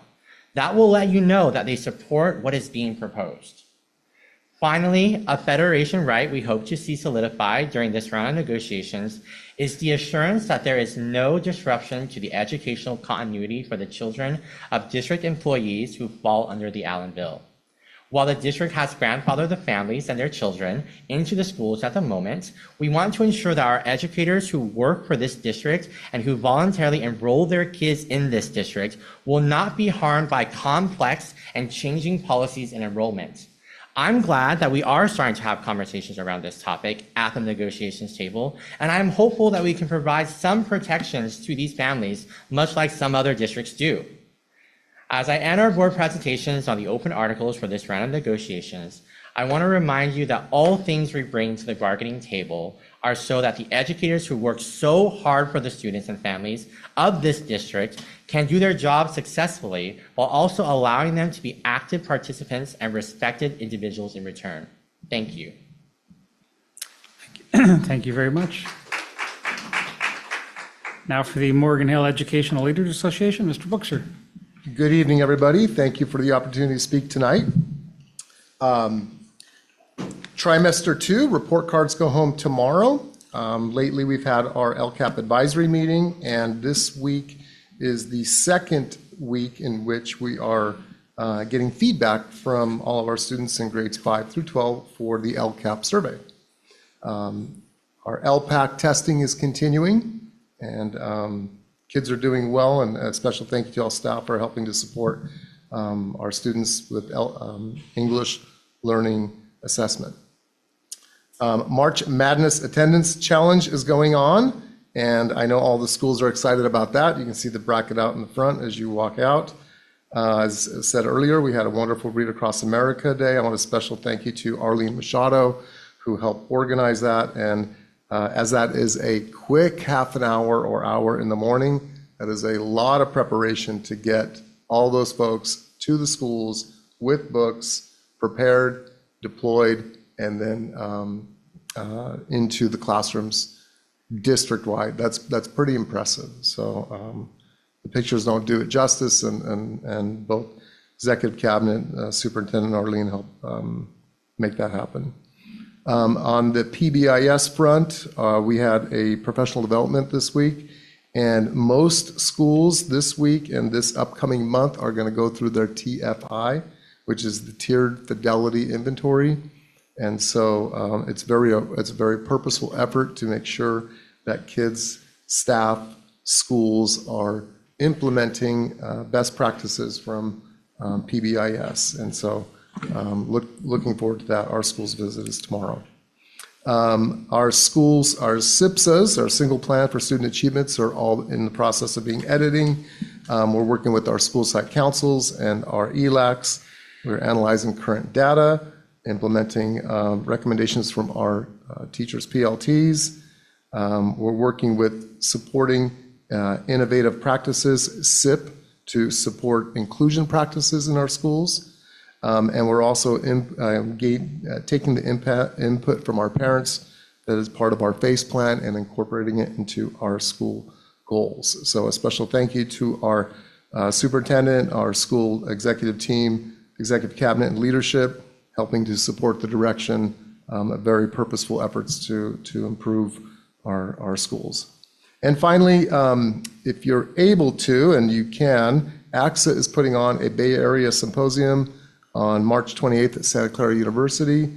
And I believe the Equity Symposium is on the 3rd of April. I'll find out where that is. But the big one is the AXA Bay Area Symposium at Santa Clara University. So that's exciting. And if you're able to go, please check it out. And that is it from Mahela. Thank you, Mr. Bookser. A little more than 90 minutes in. I think it's a good time to take a short stretch and bio break for 5 to 10 minutes. So let's try and be back within 10 minutes. So by 7:48, please.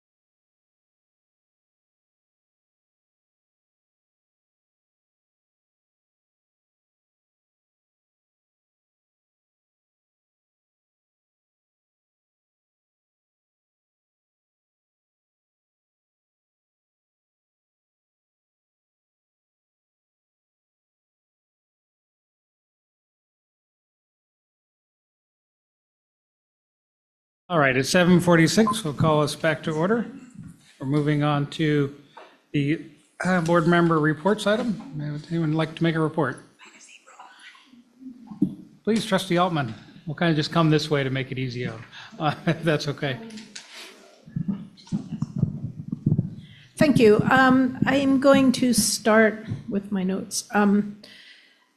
Live Oak Honor Roll Assembly is an amazing event. And Sobrados is okay, but Sobrados should go watch Live Oaks. It's all student run. It's just such a special. Sobrados is amazing, but it's really impressive to watch the students put together their own honor assembly. So I did enjoy that, and I was unfortunately unable to get to Sobrado. It had been in my plans, but life happens sometimes.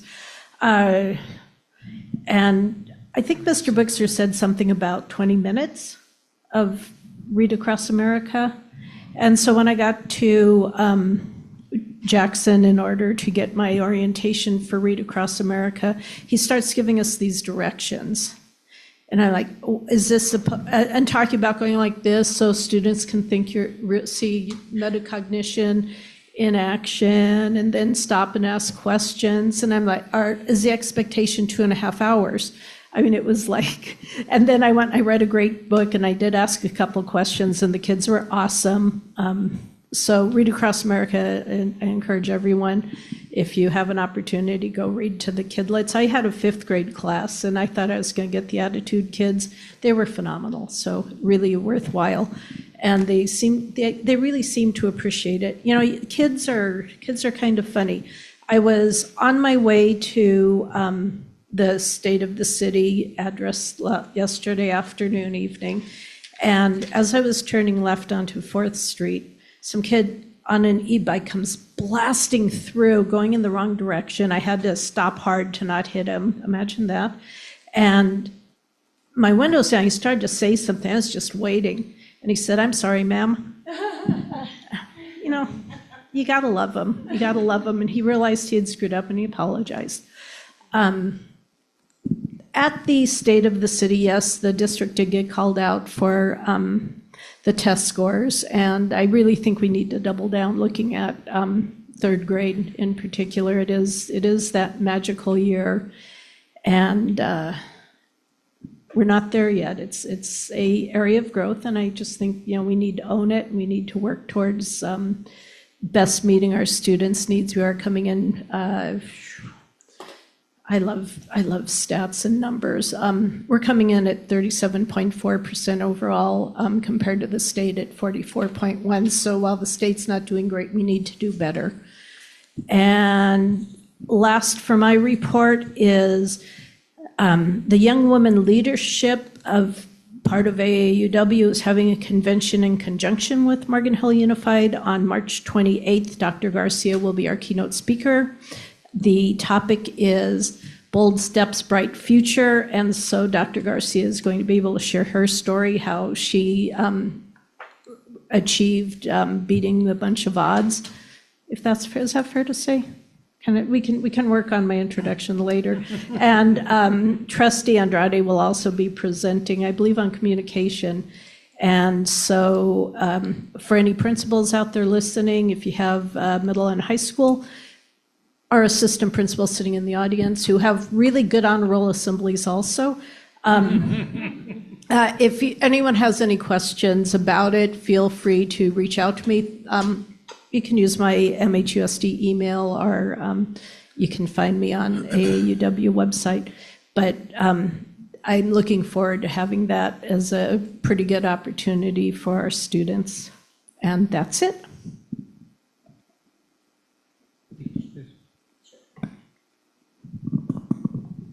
Okay, so I have a question because I was forwarded a Parents Not Partisan Summit for 2026 in Sacramento being held on March 24th through 25th, which I plan to attend. I was able to book under the block reserve for hotel attendees.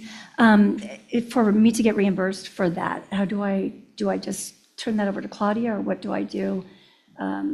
Because I know- So, I mean, if it's not, I mean, there's a list of like CSBA and a few other professional development events that are pre-approved by policy for this. Yeah, how would I find out about that? Yeah, we don't have a way to agendize it, so you would, so the normal process is you would bring a request on the agenda here for pre-approval, and as long as there's 4 votes, that, you know, we've done that a few times, so that's the process, but it sounds like your event is going to happen before Soon. there will be an opportunity to do that. So I would suggest that, you know, we can't act on it now because it's not on the agenda. but I understand. That's You what can I'm put a trying to- request in later and we can vote on it. That's because it's not on the pre-approved list. Okay, that sounds reasonable. Thank you. And just in the future, if you want to be sure before you spend the money, just put in a pre-approval request. And of course, for sure, I'll be reporting out on it after I attend. Okay, thank you. Did you have anything else to report? No, not at the Okay, moment. Thank thank you. Please. Back in February, I virtually attended the Martin Murphy Home and School Club meeting. They talked about the upcoming 8th grade graduation planning and 8th grade end of the year Great America trip. It seems early, but I know there's a lot of planning that gets involved in these things. And there weren't very many people, and I was a little disappointed that there weren't very many people that were dialed into this Home and Club meeting. I attended the chat with Principal Ito over at Martin Murphy. Parents attended and talked about the upcoming dance that's going to be in spring, so that's exciting. The honor roll assembly, there was the first semester for honor roll students. I was told that it was for the students. The students were able to congratulate each other, pat each other on the back, have a good time, and they used that time for them. So second semester is going to be an invite to the families and the parents, and specifically for those who are going to receive an honor roll certificate. So I'm glad that was clarified because we didn't get to attend the first semester, but now we understand why. So that was good. You know, these chats with the principal, you learn a lot. They talked about end of the year events for the classes, 6th, 7th, and 8th, doing movie or fun night, and then the 8th graders. I also participated in the Read Across America as well, and I read to 3rd graders. And each year that I do that, this is my 2nd year, but it's just so exciting to see these kids. They're so engaging and they're curious, and when you ask them questions, all their little hands go up and they all want to be involved and answer questions. And I get excited because I love reading, so it's a passion for me. So the kids they were great. They were just really good. And if you haven't done it, consider doing it next year. It's just heartwarming. I have to Trustee Altman's comment about the 3rd graders. I have a 3rd grader in elementary school. She has had a little bit of struggles with her reading in the first semester. The school has the teachers, there's a group that have been working with her, and I'm assuming other students too. And it's amazing that her reading ability has increased the second half. So it is getting better. They are watching the kids, the students. They are caring for them to know that they are doing better and they are increasing on their levels of reading. I see it in my family and my granddaughter. So it's important. I mean, like I said, reading is a passion for me, and I can see the improvement. I see the teachers, the principal, Dr. Summers, they care. So I'm impressed. I also attended the Women of the Year luncheon. It was honoring Margaret Lawson, and it was hosted by Assembly Member Patrick Ahearns, and they had a keynote speaker, Honorable Congresswoman Ann Etcho. She was an ex-congresswoman. She was 83 years young, and I swear that lady did not look it. She's a powerhouse. She definitely, She's a powerhouse. yes, and her speech, her keynote speech was phenomenal. Margaret's background is it's in all areas of nursing. She was involved with family planning, Planned Parenthood, advocate, several other areas of volunteering and helping women. This lady was very, very impressive. She shared that one of the things that stuck with me is that she shared that she gets upset when people ask her, when are you going to retire? This lady is 92 years old. She says, I'm not ready to retire. I said, good for you. Yes, power woman. She walked up, got to the podium, did her speech. I swear she looked like she was maybe 70, pushing 70, but she was 92. I said, boy, I want to aspire to be like her. I was supposed to attend the Community Asset Builders meeting. I was not able to because I was traveling with the family. So Trustee Veronica Andrade attended in my behalf, so I hope you're able to report some of those things that were discussed. So thank you. Thank you. Yes, sir. She's Munson or Andrade? Okay, here we go. The honor roll ceremony at the Live Oak High School. Everything Trustee Altman said, I did not know there was a 5.0 GPA. I graduated high school with a 1.2, so that goes to show you. D's get the 5.0 is phenomenal. So I attended that. It was amazing. That same night, I taught a workshop for Empower You program through the Seeds of Giving at the CRC to a bunch of middle schoolers on communication skills. The Gen Z stare, the Gen Alpha stare, right? This is a real thing. They needed it, and so we were practicing I statements and active listening. The I statements went over really well, and what I really appreciate is just, again, in our community, the collaboration across organizations, in community involvement and for free. I participated in Rock the Mock. I called in sick that day, so please don't tell my dean.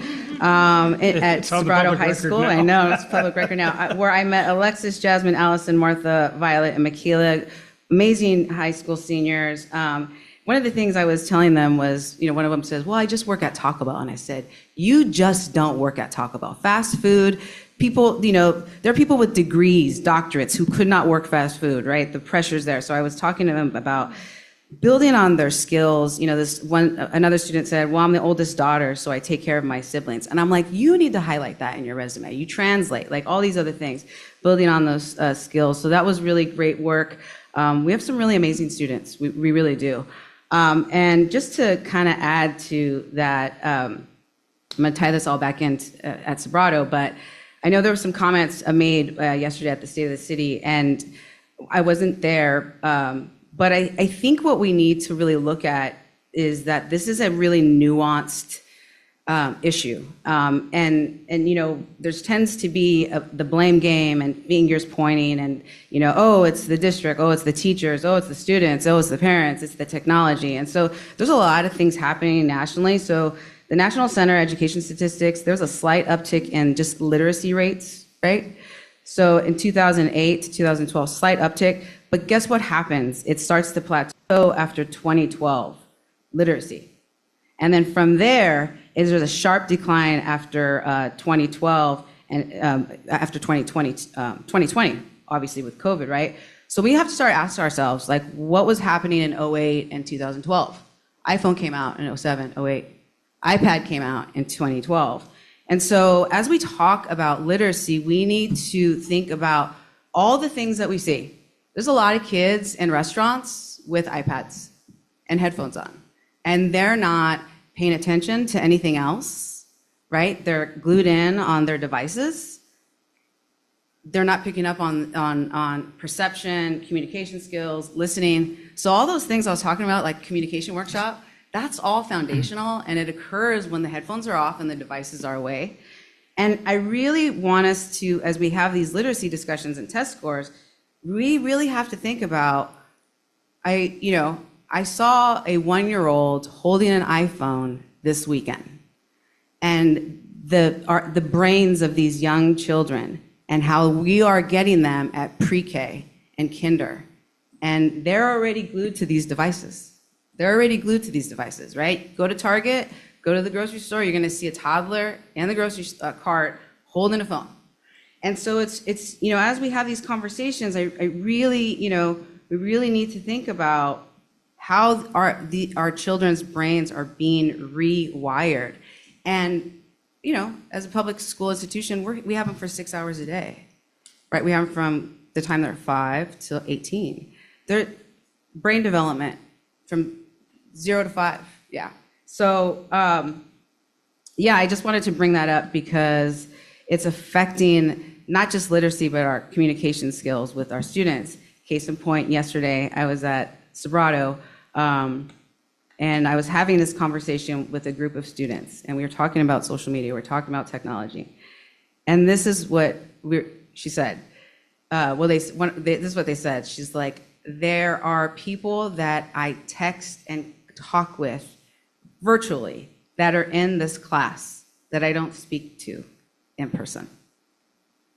The skills they're just not there, right? And so just something to consider, just something to think about as we talk about all this, right? It just can't rest on the shoulders of teachers. It cannot rest on the shoulders of the district. It has to rest on everyone's shoulders, right? Take the iPad away, have a conversation in the restaurant. Go to the restaurant next time. You'd be amazed to see how many students or how many kids are on devices. It's just hang out downtown on the corner, walk at Mohi, and you'll see it. And so just something to think about as we continue to have these conversations. Because lastly, I'm just going to end with this. There is this new thing called virtual autism that was published in 2024 in the National Institute of Health. Here are some of the symptoms: social communication challenges, repetitive behaviors, restricted interests, wandering around. So symptoms in children due to excessive digital devices include social withdrawal, communication issues, like I said, literacy, physical activity, attention problems, and development delays. And again, these behaviors, our budget is what, $15 million for special education? That's going to continue to rise if we really, as a whole community, don't address this issue of these things, right? So I conclude my report. Thank you very much. Anyone else before I go to my report? Okay, yeah, it's been a busy month with Dr. Garcia out of town. Ms. Estrada kept me very busy. Can you go do this? Can you go do that? But glad to have you back. So Dr. Garcia mentioned the chamber breakfast. We give a report there every month. It's also an opportunity for informal conversations. And this month we spoke particularly about the career education, which is a great interest to the business community there. Very excited too that the chamber is stepping in and kind of a first step program. I'm trying not to use the word pilot, but to get some of the students from our Live Oak product design class connected with businesses for summer internships. So that's a kind of a first step. We're really trying to work with the business community to further build out those opportunities. But as a representative here, know that class has a very dedicated, amazing, collaborative teacher, and really glad to see that effort blossoming, and only really be happy when there's thousands of those going on. But we'll settle for the first dozen for now. Also, I'll mention our county association legislative brunch is this weekend. I'm very involved in planning that. We have, two federal Congress people, 2 supervisors, a bunch of assembly members, state senators. So quite an amazing gathering. It's being moderated by John Fensterwald. You may be familiar with him. He's a well-known education writer and editor, and I've been helping coordinate with him on the details. And when we spoke last, he's like, "Wow, that's quite an impressive cast." It's really important because, again, so much of what we do here and what is the rules and money is all set by others, and then we're trying to adapt. So this is part of the ongoing effort to make sure the people making those decisions are a little better informed. So I think there's still some seats available Saturday if you're able to join us. I also had a chance to visit our Climate Action Pathway student organization. It was just great spending some time with them. Right now, their big project is looking across our campuses at composting. And, some campuses are way ahead, some are lagging a little bit. So as a student-led project, really looking into that, it's just great to see them. In fact, at the, I think it was the Sobrato Rock the Mock, I was there during the pre-time, and one of the students came in and was like, I have to go to one of the elementary schools for my CAPS project, but I don't want to miss this interview. So I tapped somebody, could you go can you like go in the back there and give him an early preview? So that was just great to see that kind of, it's like a student showing that kind of initiative is like, yeah, we will find a way to get you that. So just really, really wonderful to see those students doing that. And Dr. Garcia mentioned the local Rotary Club for a long time gave awards to fifth grader of the year at each of our elementary schools. And I think one of the private schools was there. It had gone dormant for a while. I think it was one of the many things that coming back from COVID and other transitions, but anyhow, it was back this year, and it was really, really delightful to be there and have a chance to recognize. And Rotary gave each kid a check. So, plaques are nice, but checks are better. The kids were looking like, can you just Venmo me this? But I'm sure they'll find a way to cash the check. Different thing, Joint Venture Silicon Valley puts on, they do a lot of data analysis. I went to their event. Again, it talked about the economics of the valley and then also I would call the peoplenomics of the valley. And as the theme has been for some years now, they keep pointing out that the gap between the haves and the have-nots is exploding. Economists measure this with a Gini coefficient. The short version is that coefficient in the 1980s was about 0.3. It ranges from 0 to 1. 0 means everybody has the same, which usually means nobody has anything. If you look at societies, and in theory, 1 would mean one guy, and it's never been one girl, it's always been one guy, has everything. Well, so the Bay Area has gone from about 0.3 in the 80s to 0.85. So this bifurcation of resources is a very real thing. And then they point out, the consequences of that. And of course, the big question nobody knows the answer to is this AI thing. How is that going to affect that? I don't think it's going to level it out. There's no indication. So, and that has implications for every social system, including our schools. Moving on to, got to San Martin Gwynn every year does a week-long study around the work of Cesar Chavez and Dolores Huerta, capstoned with a CC Pueda march and speeches. Really, really a pleasure to be there in that community. And I think of the stories of just a few decades ago, students on that campus having their hands smacked for speaking Spanish. And now we have a really vibrant dual immersion academy that is celebrating that there's many different aspects to our culture and not saying one's good and one's bad. Really, and I was able to bring my wife Ann along, and she's like, wow, thank you for bringing me out here. It's so much better than watching the news, actually seeing these young people doing their thing. Also, Sobrato, just a day or two ago, had their WASC visit. I forget what that acronym means, but they're the people that say whether you're Western Association of Schools and Colleges. Okay, thank you. Yeah, it's accreditation, and there were I think 6 panelists there. I was the only board member that was available to attend, but they started by, just so you know, you're going to get a positive certification. This is an amazing school. Let's have a chat. So I really enjoyed the chance to talk with them, and one of the questions is, well, what would you like to see change here? I said, this school does a lot with a little. So what I'd like to see is the people that decide how much this school has, mostly the state legislature, but other provide more. So what I want to see changed here isn't under the school's control. It's under the control of those above us. So, which is also true. Glad to be there. I also mentioned briefly, some have heard about there's a company AES that has an idea to put a battery storage plant right across from the charter school, Morgan Hill.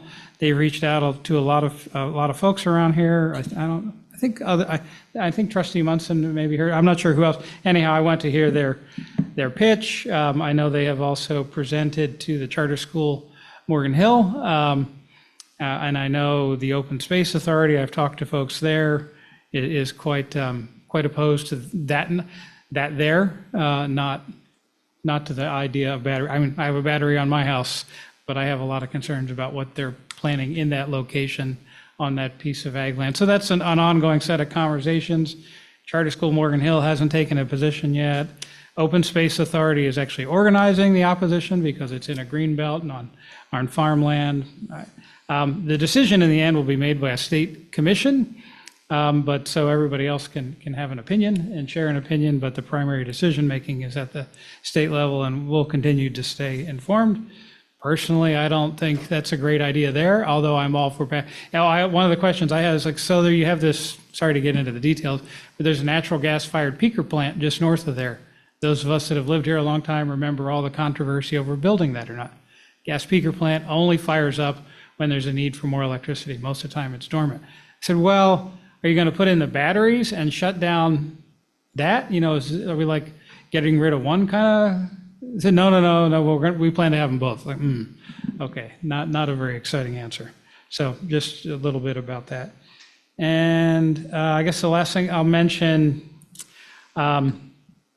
Trustee Andrade and I have met with the mayor several times on this workforce development collaboration. We've been meeting with colleagues in Gilroy as well, kind of how can we bring the business and school and city communities together to particularly enhance the career education aspect. It was very interesting to me sitting in the audience last night. You know, we had met with Mayor Turner just a couple days ago for an hour and a half. Actually, Trustee Andrade, so she was doing her gaveling job.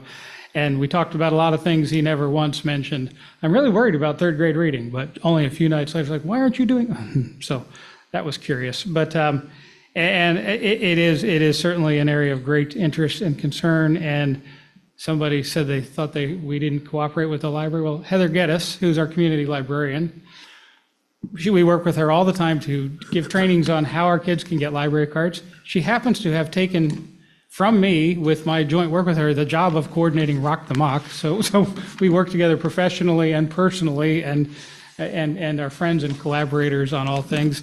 They're doing great work, particularly when we're not in session. You know, they have meals in the summers, and so you know, there's some opportunities to enhance that collaboration. So whoever is out there on Nextdoor saying we don't play well with the library or the city, that's just false. People are making stuff up, and I want to set the record straight on that. And I look forward to doing more for our kids. That's my report. Whew. Sorry, it's been a long month. Yes, please. Thank you so much for remembering to bring up the road battery plant, the Monterey Road battery plant. There is a petition on change.org. I signed it as a trustee. It's all of our names are on there. You're welcome to sign it. And my understanding in reading through it, it's actually the San Jose Fire Marshal who will make the decision whether to deny or allow the permit to put the power plant in. If I may, so the fire marshal has some say, but it's under a very specific set of criteria. They don't have a lot of leeway. It's like if they've checked these boxes. So I'm not sure where that will go. So they do have some say so, but the primary permitting, as you can see, is the California Energy Commission.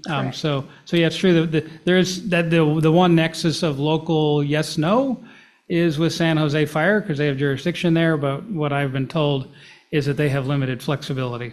But all the more reason, if you're concerned, which you should be concerned, it's toxic, it's across the street, or would be across the street from where school elementary age children are, you can sign the petition. And that will definitely, they're going to be routing that to the people locally that do have a voice and upwards and onwards from there. Yeah, understood. That petition's available anyway. In my particular case, given this role, I don't engage in that way. You can. I'm not saying you should or shouldn't, but you know, it's available, and we have other ways to engage. And also, if anything, I don't expect this to come to us for vote, but if it does, then it can be prejudicial to have, you know, done something else. So I'm just personally, I'm not saying you shouldn't. I'm just really careful about those kind of petitions.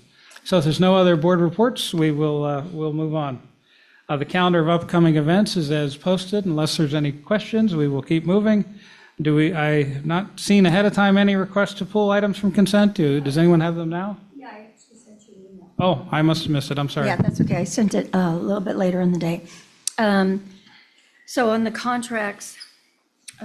So if you could refer to an item, that'd be helpful. Yeah, I did in my email. Hold on one second. Sorry, I don't have the notes written down. I will look up the email. The consent items, J. This is the ratification of contracts, is that the item? The signed ones already. Yeah, so that's item 1C. So I mean, Yeah. we can come back and talk, so you're requesting to pull that one? Yeah, there's certain ones on here. Do you want to know the certain ones or the No, whole thing? we'll come back to that. I mean, it's just, Got at it. this point, pulling the item. Any other items? Okay, do we have a motion to approve consent with the exception of 1C? Thank you. Do we have a second? Second. All right, you can call that one, Ms. Estrada. Okay, all in favor, please say aye. Aye. Any opposed? Okay, that passes unanimously. Then we will, item 1C, what are your questions or comments?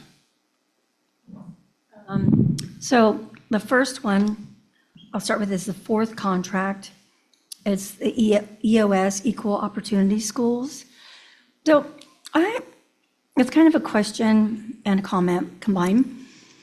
I actually got online and printed out the U.S. Department of Education's Equity Action Plan Update 2023. And I read through this thing. I didn't read it word for word. It's a lot of pages. It's 27 pages, something like that.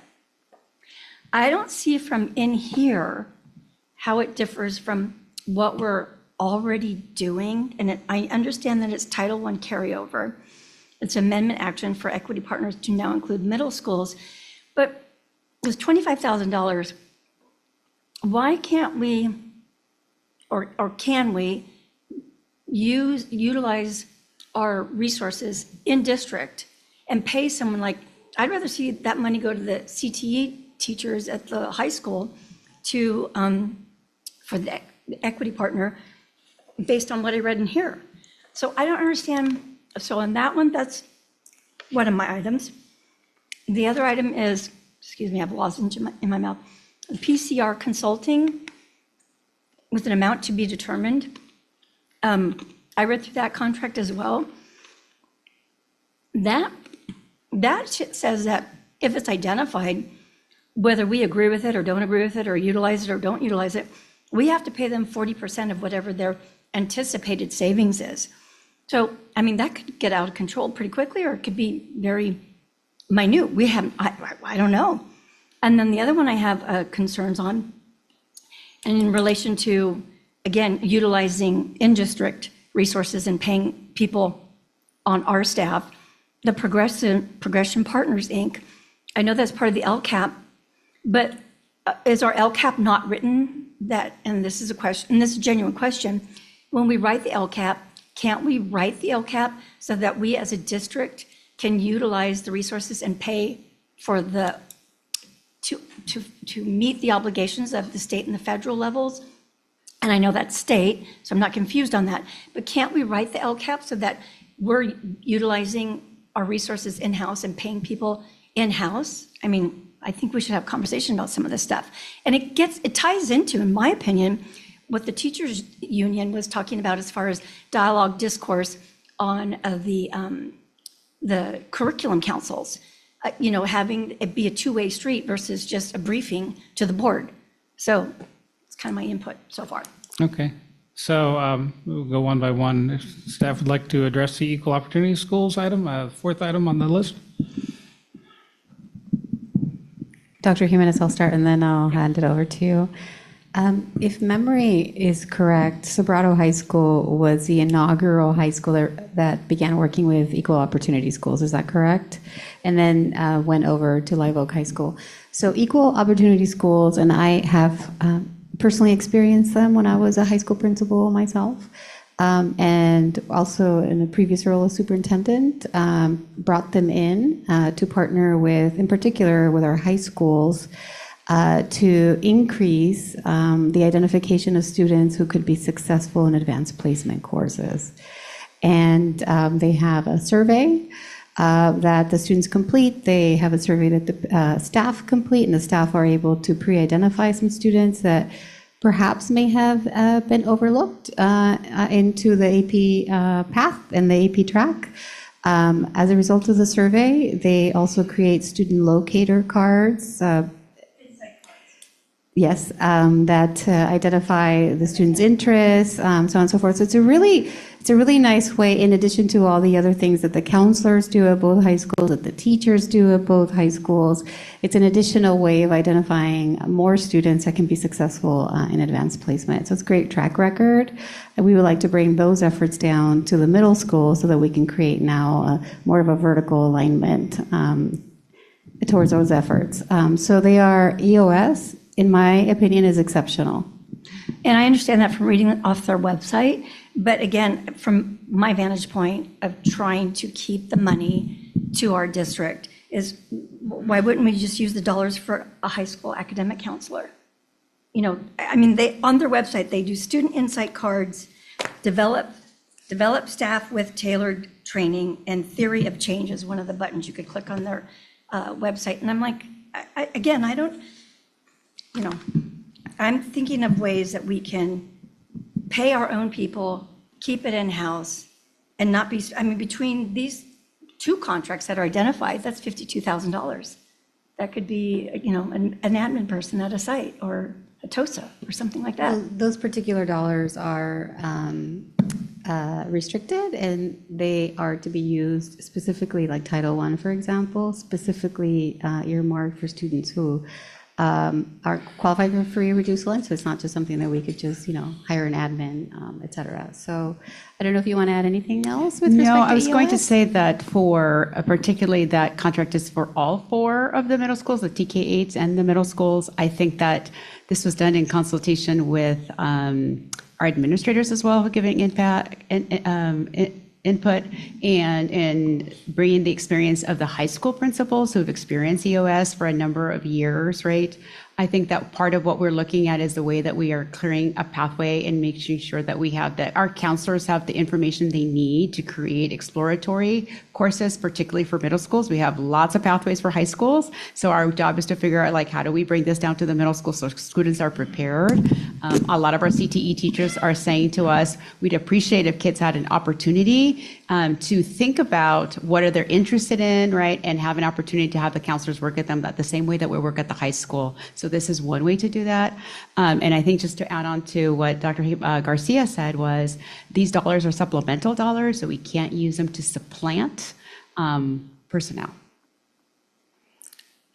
Thank you. I have some staff comment on the PCR consulting, a little more background on that. It's the energy efficiency, I believe, or telecommunications and utility.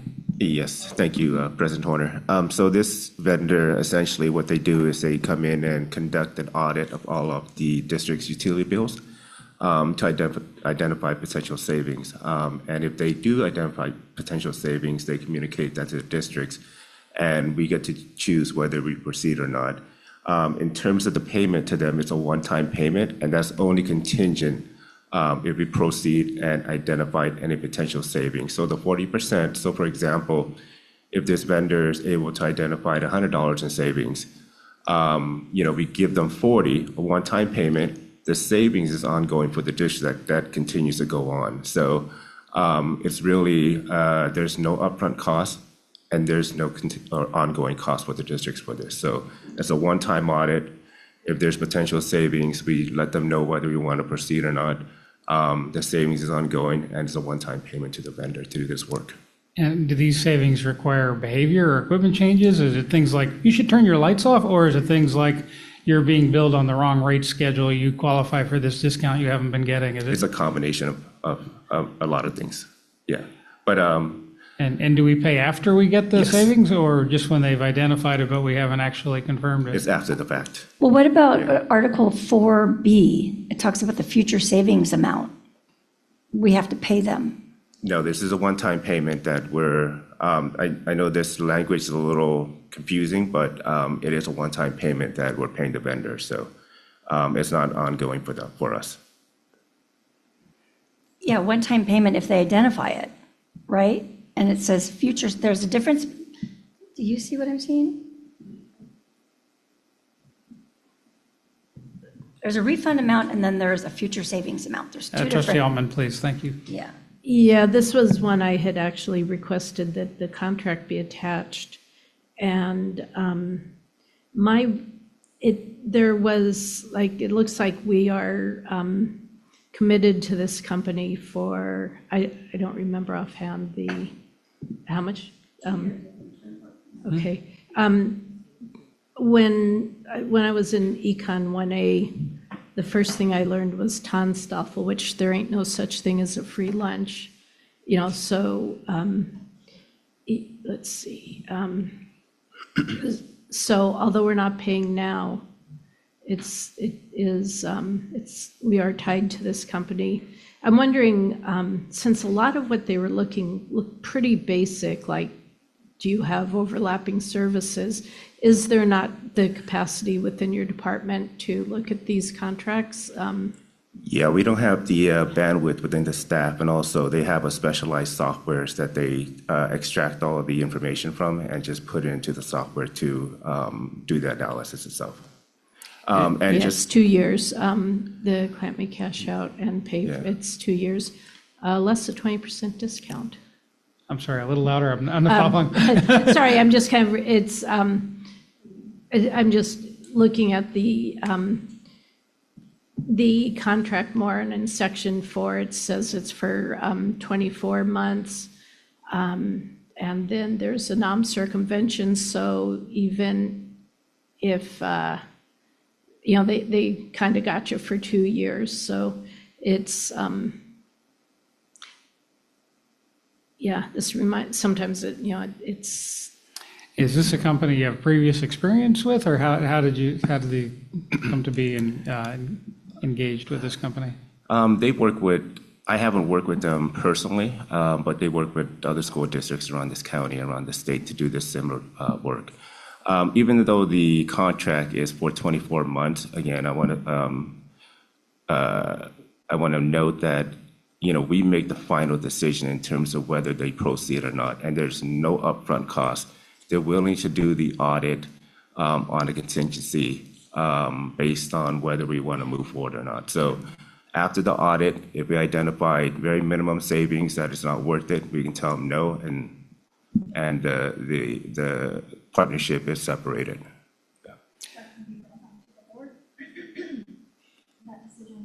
Sorry, can't hear you. All right. I was just wondering, is that decision going to be brought back to the board and presented to us? Or is that just something you guys are going to make the decision? That's it. Yeah, so the agreement that we're asking the board to approve tonight to allow us to proceed with that work. And so when we come to a point where whether we decide to proceed or not, it'll be the administration that will be making that decision. By way of a reminder, Assistant Superintendent Chen, can you remind the board and the community how much we pay in utilities? It's about $3 million. So this is part of our looking at everything to see what we can do to save. And so they'll conduct the audit, and we don't have to proceed if we don't want to, but it's important to know where we can save. Is that $3 million annually? Yes. Yeah. And increasing, yes.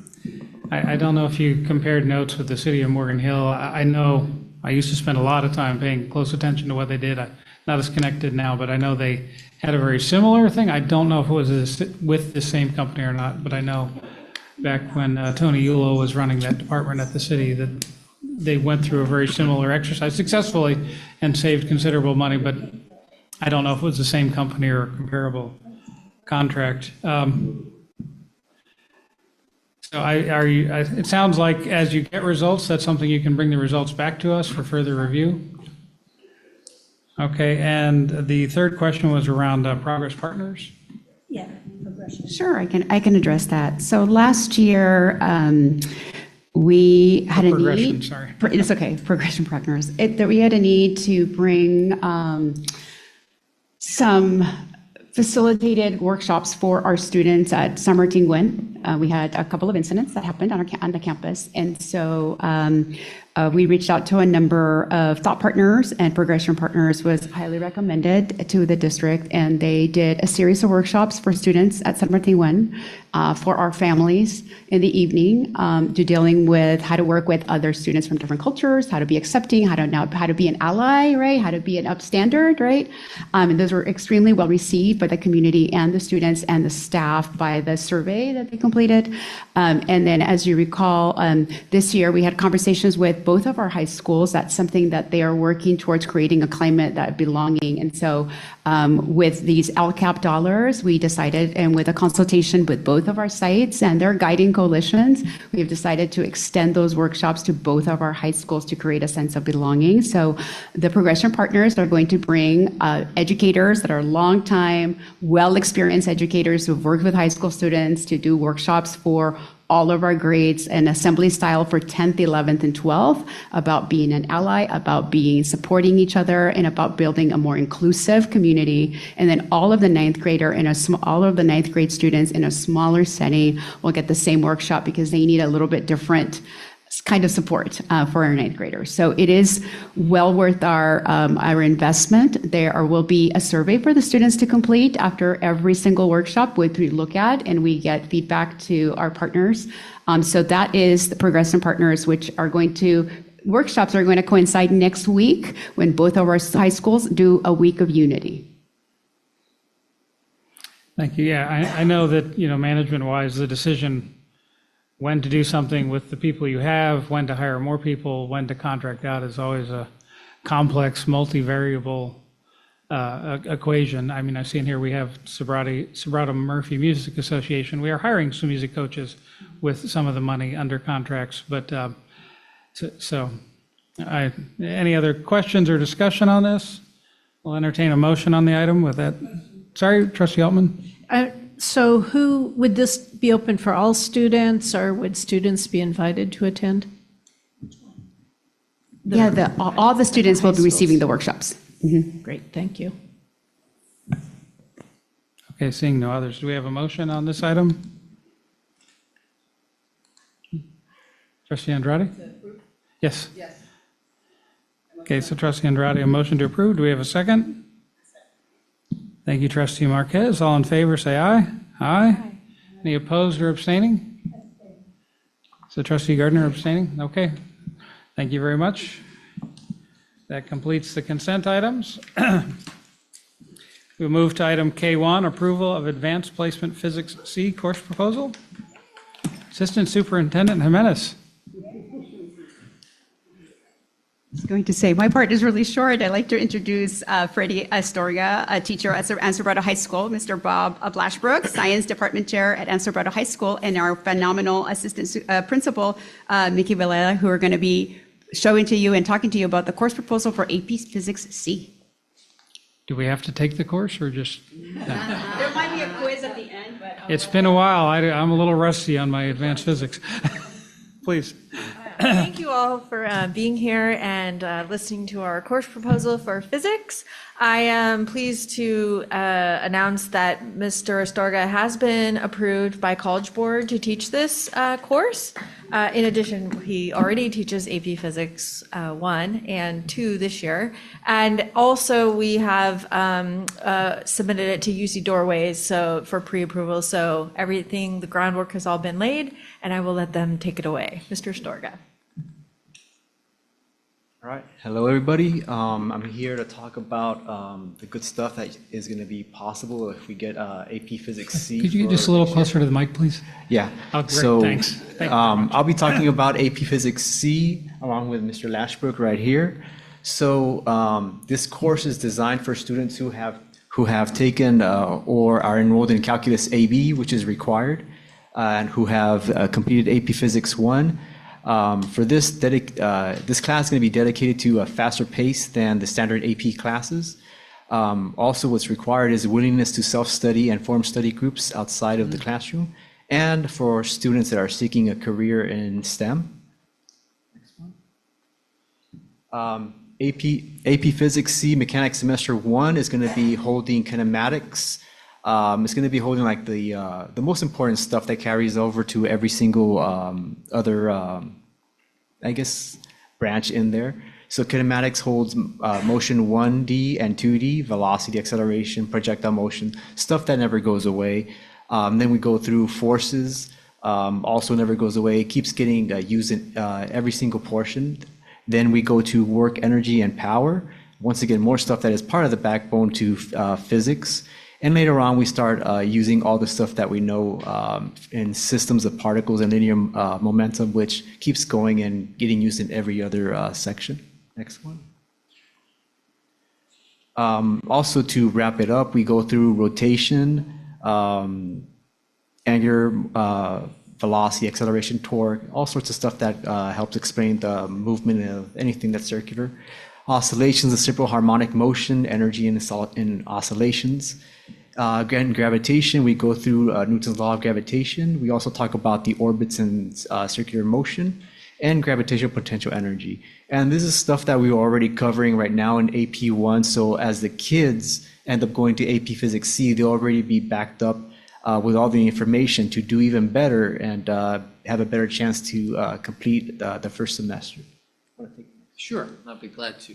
So as that first semester is a lot of what we call Newtonian mechanics, and obviously it's a wide-ranging course. We have a lot of labs. It's very lab-based, and that's part of that college requirement too. Is that so the students will be very, very involved in feeling the physics, as I like to say, and then putting the mathematics and things to it. If we can go to the next one, please. All right, and so the second semester would be something that would fall outside of Newtonian mechanics. It would be traditionally studied in an AP2 course, but APC, as the name implies, is a calculus-based course. And so that's one of the big differences. It's accelerated, and the mathematics, physics works really well with the calculus. And so in a lot of ways, that's a big advantage that it's calculus-based. The AP courses that we have now are basically taught with from an algebra point of view and a geometry point of view, and this gives it a whole new dimension. And next, please. And just more about, again, outside of Newtonian mechanics, we're talking about electricity, magnetism, and that different realm of physics. More lab examples. I don't know that we need to go through too much there, but obviously it's a very lab-based course, and the students will be very hands-on along with the theory. Do you want me to take this one, or you want this one? Okay, yeah, because that's the meat of it right here. So the activities in AP Physics C, students who take both semesters of AP Physics C will be using or will be running experiments. They'll be running and analyzing data. They'll be solving complex calculus-based problems. We'll do a little bit of derivations to see where these equations are coming from and the meaning behind it. Also, the main thing is to prepare the students for the high-stakes AP exams, which this class, unlike like AP1 and AP2, can actually be accepted in college. And that's like a very good chance for the kids to, once they go into college, get those classes out of the way. They have less work to do and get through it faster and have a more successful career. Most likely they'll be using professional physics tools that we have in the class, depending on what labs we are doing. And of course, like the big thing that I see for the kids is being able to work collaborative, I can't say it, but work together, right? So that's what I see often in my classes, and I love seeing the kids get together, try and figure it out with the least help from me and solving these problems.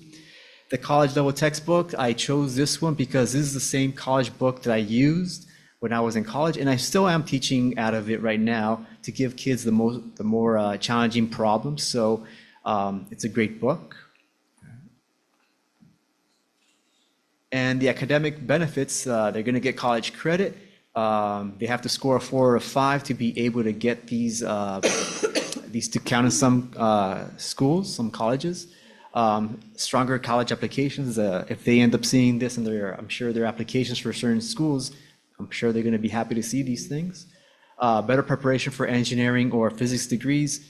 I believe that these two courses or these two semesters are right in line with those classes that I took when I was in college, and they're just as tough, and they'll do great taking this. Mastery of calculus-based physics, we will now see how the calculus in these formulas are being converted to something more simple to understand. And of course, in the long run, it's going to reduce the cost of college because, hey, taking care of 2 college classes, it's worth quite a bit of money. And so, as we talked about before, it is college credit. It will require a 5 on the mechanics and the electricity and magnetism for credit for UC campuses. And many UC campuses give 4 or 5 units for each exam with a 5. 4 is usually given no credit. Again, there'll be challenging courses, but this is an opportunity for those really high, to meet the needs of those really high achieving students. Often CUS will accept a 3+ for some credit, so obviously there's some variability there. But this gives them an opportunity that was not available, to this point. Here we go. Okay, prerequisites, yes. They will need to take the AP Physics 1, and I think there's a great deal of value in that course. Both classes are Area D laboratory science, and we showed some slides there for laboratory science. They're calculus-based and can count as an Area G elective and will replace AP Physics 2. And career opportunities, boy, I can say, if you this opens up. I'm a physics teacher also, and so to me all the science comes down to physics, and so that's it just gives us so many opportunities and so many pathways, having a solid background in physics.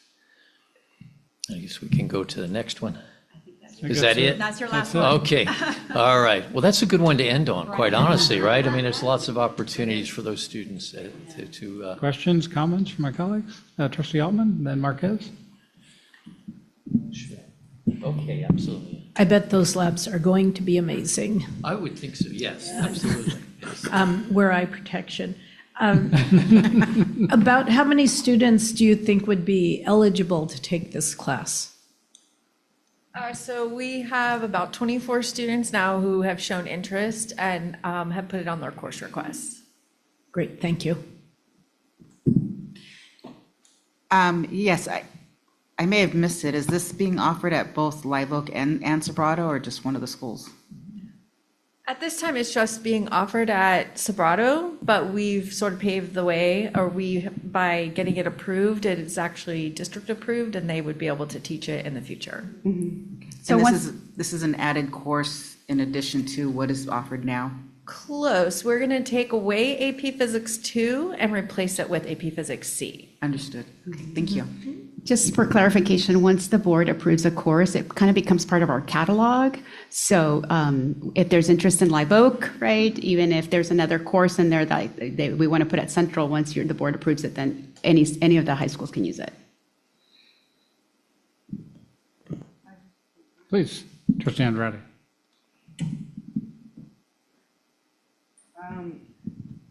I'm just blown away by your presentation in terms of the hands-on. I think that, anytime you walk into a physics class, everyone is engaged and the students are definitely really curious. My question was, or my comment was, having taken calculus prior, I would assume that would be their junior year, yes? It provides, or maybe can they take calculus in conjunction with this, or they have to take it before, correct? Ideally? I think, yeah, it could be concurrent. Yeah, concurrent, yes. Essentially, you're contextualizing what it is they're learning in calculus, and they're able to apply it in a real-world lab type of setting. Yes. Yeah, which is totally awesome. And so then my next question is, Mr. Lashbrook, you said everything comes down to physics. So is the current isn't the way we would then teach, would it be physics, chem, bio? I'm just putting it out there. I'm just asking. The sequence. Is that typically? I'm just putting it out there. You don't. If you blink. Let Don't me- say yes. Just blink. If I. But we can clarify, honestly, and mathematics is such an integral part of physics, and obviously that's one of the reasons we do physics normally as a junior level course, because we want to make sure at the very least they have some background in algebra and and geometry, and physics can be taught very effectively that way. But really, for me anyway, and I think many others, that it really started to really come together when I understood the calculus-based physics, and then it all came really together there. So again, not to, the algebra part, you get some intuitive ideas, but it really comes together with calculus. Trustee Altman, please. Tacoma Narrow Bridge, someone made a calculus mistake and a bridge blew apart, because you might appreciate this, they didn't check the second System derivative. stability. That's the next class. Yeah, so. We have oscillations up there. It's one of the, I saw it, I saw oscillations there. But no, I'm going to build on Trustee Andrade, that being able to apply the calculus makes it so much more meaningful. I did have to take it twice, and the first time I took it, no context, it made 0 sense. Second time, when the instructor provided way more context, I think this is really going to capture a bunch of students, because like those labs are going to be amazing. And being able to apply the calculus, even if they're still learning it, it's easy enough to get the derivatives that you can teach someone the algorithm in 20 minutes. So I think it's just a win-win both for science and for math. And if anyone could pull it off, it's going to be you guys. Then Live Oak. Work on it, QA. Coming soon to an Acorn near you. Yeah, it'll give me an opportunity to geek out here a little. So my college education is a Bachelor of Science in Electrical Engineering. So these are topics I'm very familiar with. And it'd be really intriguing to teach the calculus and the physics simultaneously. If you go back to Newton and his colleagues in the 1600s, they were inventing the math and figuring out what we now call Newton's laws of motions and the bodies simultaneously. Some of differential calculus, it's arguable, who did it, but some argue he created it so that he could solve his problems. And I also encourage you to look at the work out of Wright State University in Ohio. They address the problem of we want kids to take STEM, but then we send them to college and tell half of them they're not good enough. Which is what happens, right? And they looked at that and said, what if it's not the students? What if it's how we're teaching it? So they reinvented their curriculum to, in the first year for all of their STEM students, teach what they called engineering mathematics. What did they do? They taught this physics class and the calculus in the same room at the same time. And literally merged the two so that why do I need to know this? And again, it's personal for me because by Calc 4, I was like, I hate this. I want to build stuff. And I barely got through it until I got to the application classes. Then I opened the book. Oh, now I care. Now I could understand it. So there's a lot of both personal experience, but huge data and evidence. So Wright State's a school in Ohio. Look it up. That they've open sourced all of their data, all of their curriculum. That would be kind of the next level thing. AP is way behind. Most of the colleges are way behind on this. But it'd be kind of interesting to teach the classes back to back or whatever. So if you're allowing simultaneous enrollment, just a thought. And I appreciate what you say there, because it really is you're putting in a real world applications. And that certainly should, not that those students aren't very interested in it anyway, but they see the real world applications. So that's 5 or 10% of brains just gravitate to advanced math because they love the puzzle, but that's not most. All right, anyhow, sorry. There you go. Anyone else? Sorry for the diversion, but it's a topic very personal for me. Please, trustee Gardner. No, I was just going to say, I think this is fantastic. I agree with my colleagues that the labs are going to be off the hook. And I'm excited for you guys. It's exciting for us to see when you guys are excited. You know what I'm saying? Because then that's going to translate into excitement for the students. So I think this is fantastic. Okay, on that note, anybody want to make the motion to approve? By unanimous motion, no. I think I was looking at, we'll give trustee Gardner the motion and then trustee Munson the second. I think everybody said it at the same time. All in favor, please say aye. Aye.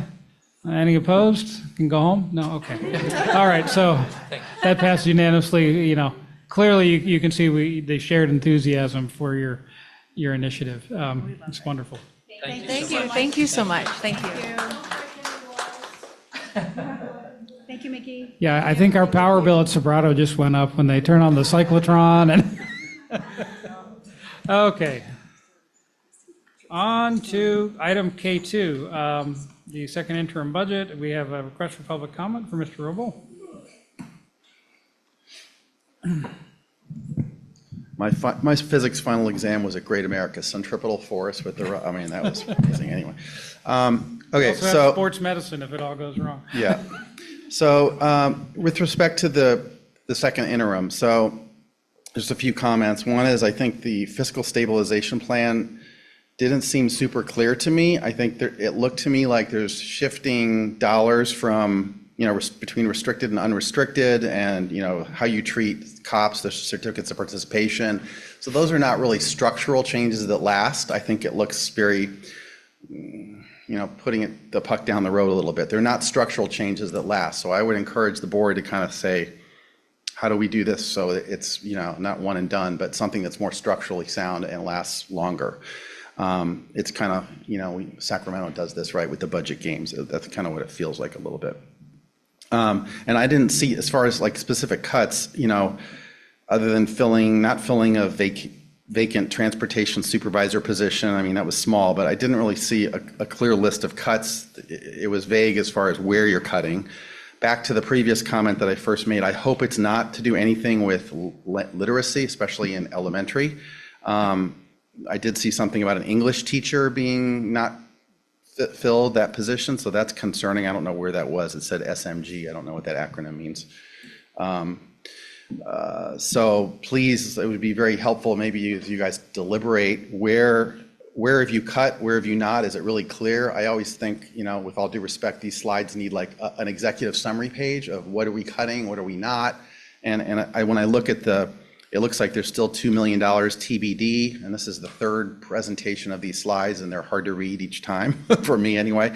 And I'm a finance person, so I imagine, anyway, they're not that intuitive. So I think I would like almost insist on having 2 or 3 pages of executive summary, like, are things good or not?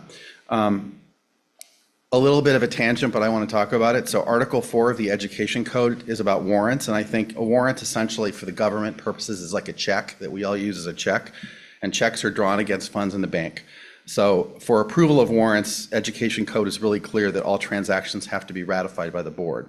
The board can delegate that authority to Carmen or Colvera, but it still has to be ratified by the board. And when it's ratified, if you do delegate that authority, whoever you're delegating it to, Carmen or Colvera, it has to be bonded. And so I don't know if they are bonded, but that's like a requirement in the Ed Code. And I guess I'll do a Public Records Act to find out whether you are, because otherwise there's no checks and balances if something goes wrong. And I did talk to Santa Clara County Office of Education. They don't really they don't do much oversight. I talked to Susan Eddy there. She basically trusts you guys, so there's no counterbalance there either. So the warrant, Article 4 of Ed Code needs to be looked at. That was a governance thing that we can talk about when my agenda item is on the agenda. Thank you. Okay, Assistant Superintendent Chang will present the item.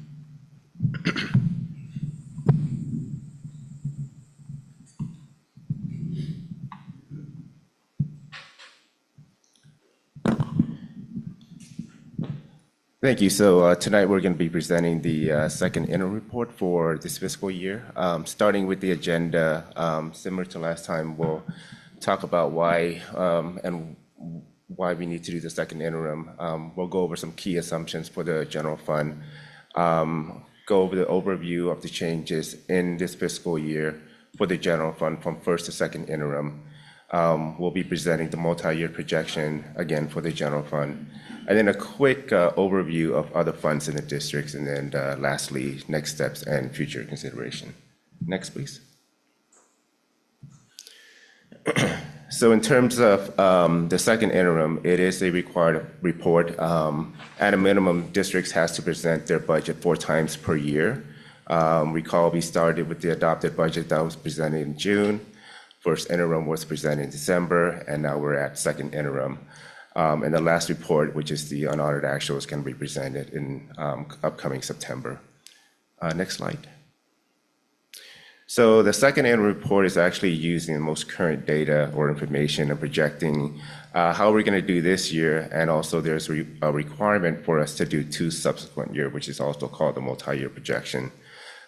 Districts are required to self-certify whether they will or we will meet our financial obligation, may not meet, or will not meet.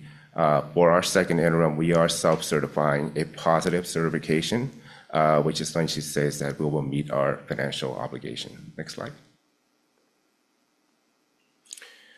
So we'll be going in the key assumption. The first one, I want to start with enrollment. You may recall that at first interim, we were using previous year's demographic study. And so we have updated it with our most recent demographic study. It's cut off a little bit. But I can tell you the changes. So for 25-26, there was very minimal change. There was an increase of about 7 students. For next year, the demographic is showing that we're projecting to lose about 110 students. And then in year 27-28, an additional reduction or decrease in about 81 students. The disclaimer here is that, as a district, we've noticed that there's an increase in housing production in recent year.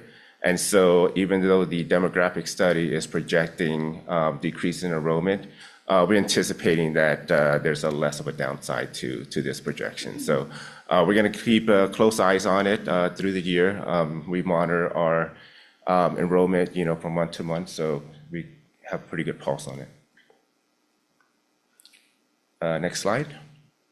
So this slide shows you the impact or the changes in LCFF entitlement from first to second interim. The key changes really takes place in year 26-27. And the major change here is really the decrease in COLA from first interim to second interim. So when the state came out with its budget proposal in January, the COLA went down from 3.02 to 2.41. And as a result, you'll see lower LCFF funding to the tune of about $150,000 in year 26-27. And then in year 27-28, you'll also see a decrease in COLA from 3.42 to 3.06. So a 0.36% decrease in COLA. And as a result, with the declining enrollment and the decrease in COLA, our LCFF revenue actually dropped about $1.2 million in year 27-28. Next slide. Where those COLA estimates come from?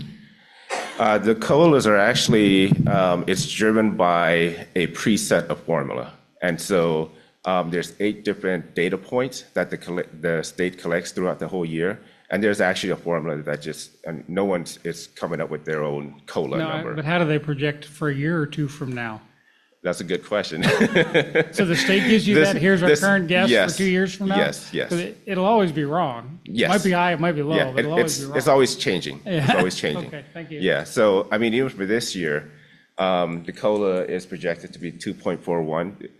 I don't believe the state has all 8 data points to have their final percent of COLA yet. So that should be available sometime in April. And then at the May revise is where the actual final number comes in.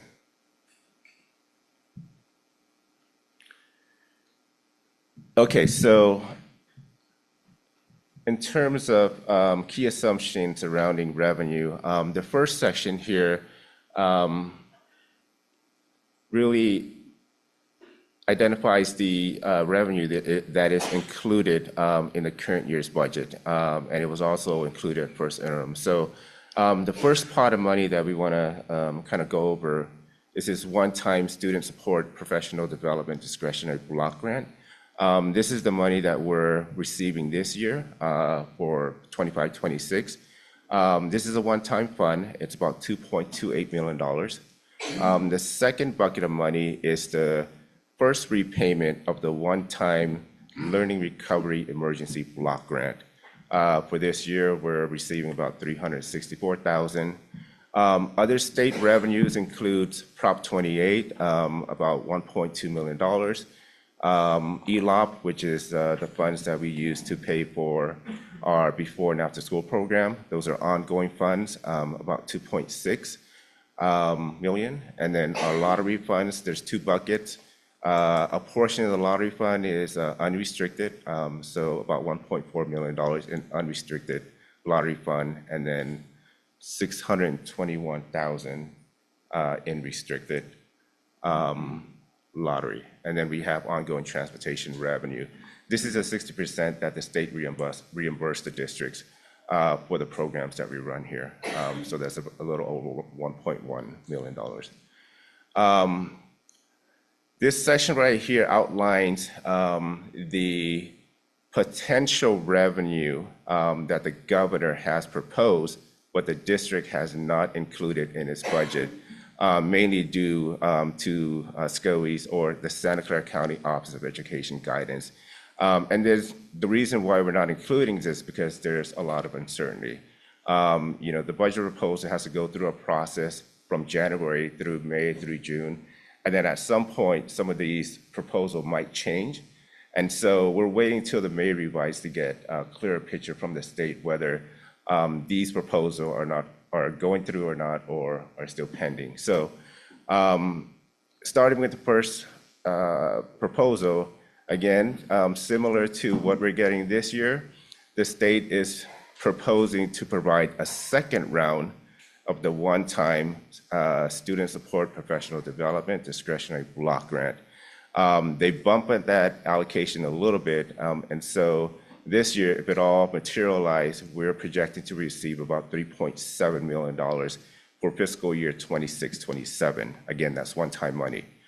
The second bullet point here, it's another one-time money that the state is proposing. So this relates to the one-time learning recovery grant. And so this was a pot of money that the districts at the state cut a couple years ago when they had their budget issue. And when they did that, they wrote in language with the intent to pay back that cut over a 3-year period. We're getting the first repayment in this year. For the budget proposal for next year, the state is proposing to pay off the remaining balance. So hence the second and third repayment of that money. And so once that's done, that money will no longer exist. And then the other proposal, which could be significant, is the AB 602 money. This is related to special ed funding. And so for us, we calculated on an ongoing basis. It comes out to about almost $600,000 of ongoing money. But again, we did not include any of these funds into our budget because of the uncertainty and based on county offices' guidance. Other buckets of money that are worth mentioning are local revenues that we've received. These are redevelopment agencies, money, RDA, about 4.4. These are ongoing funds as well. Interest revenue, these are interest earned on the cash that are sitting in the district's coffer that are being held with the county controller treasury's office. And so we do get interest, and it's about $1.5 million per year. And then the last bucket of money are the federal dollars. So Title I's, Title II comes out to about 1.7. Migrant Ed does get a little slice of federal dollars, close to approximately $291,000. And then Special Ed also receives some federal funds to the tune of about 2.23. Next slide. Can I ask a quick clarification on that slide? You used to Yes. work for the county. I'm thinking years ago, it seemed pretty uncommon for the county, from my experience, and I could be wrong. So if I'm wrong, please tell. I don't remember the County Office of Ed basically overriding the January governor's proposal, saying, no, don't count on that as they're doing here. Is that a pretty common thing, or is that new? Help me understand that in context, because it seems strange. There's a January budget, and then a May budget, and then a July budget, and we have all our timelines we have to meet, but how do they decide when to say, yeah, the governor's budget, use it, no, we don't trust it?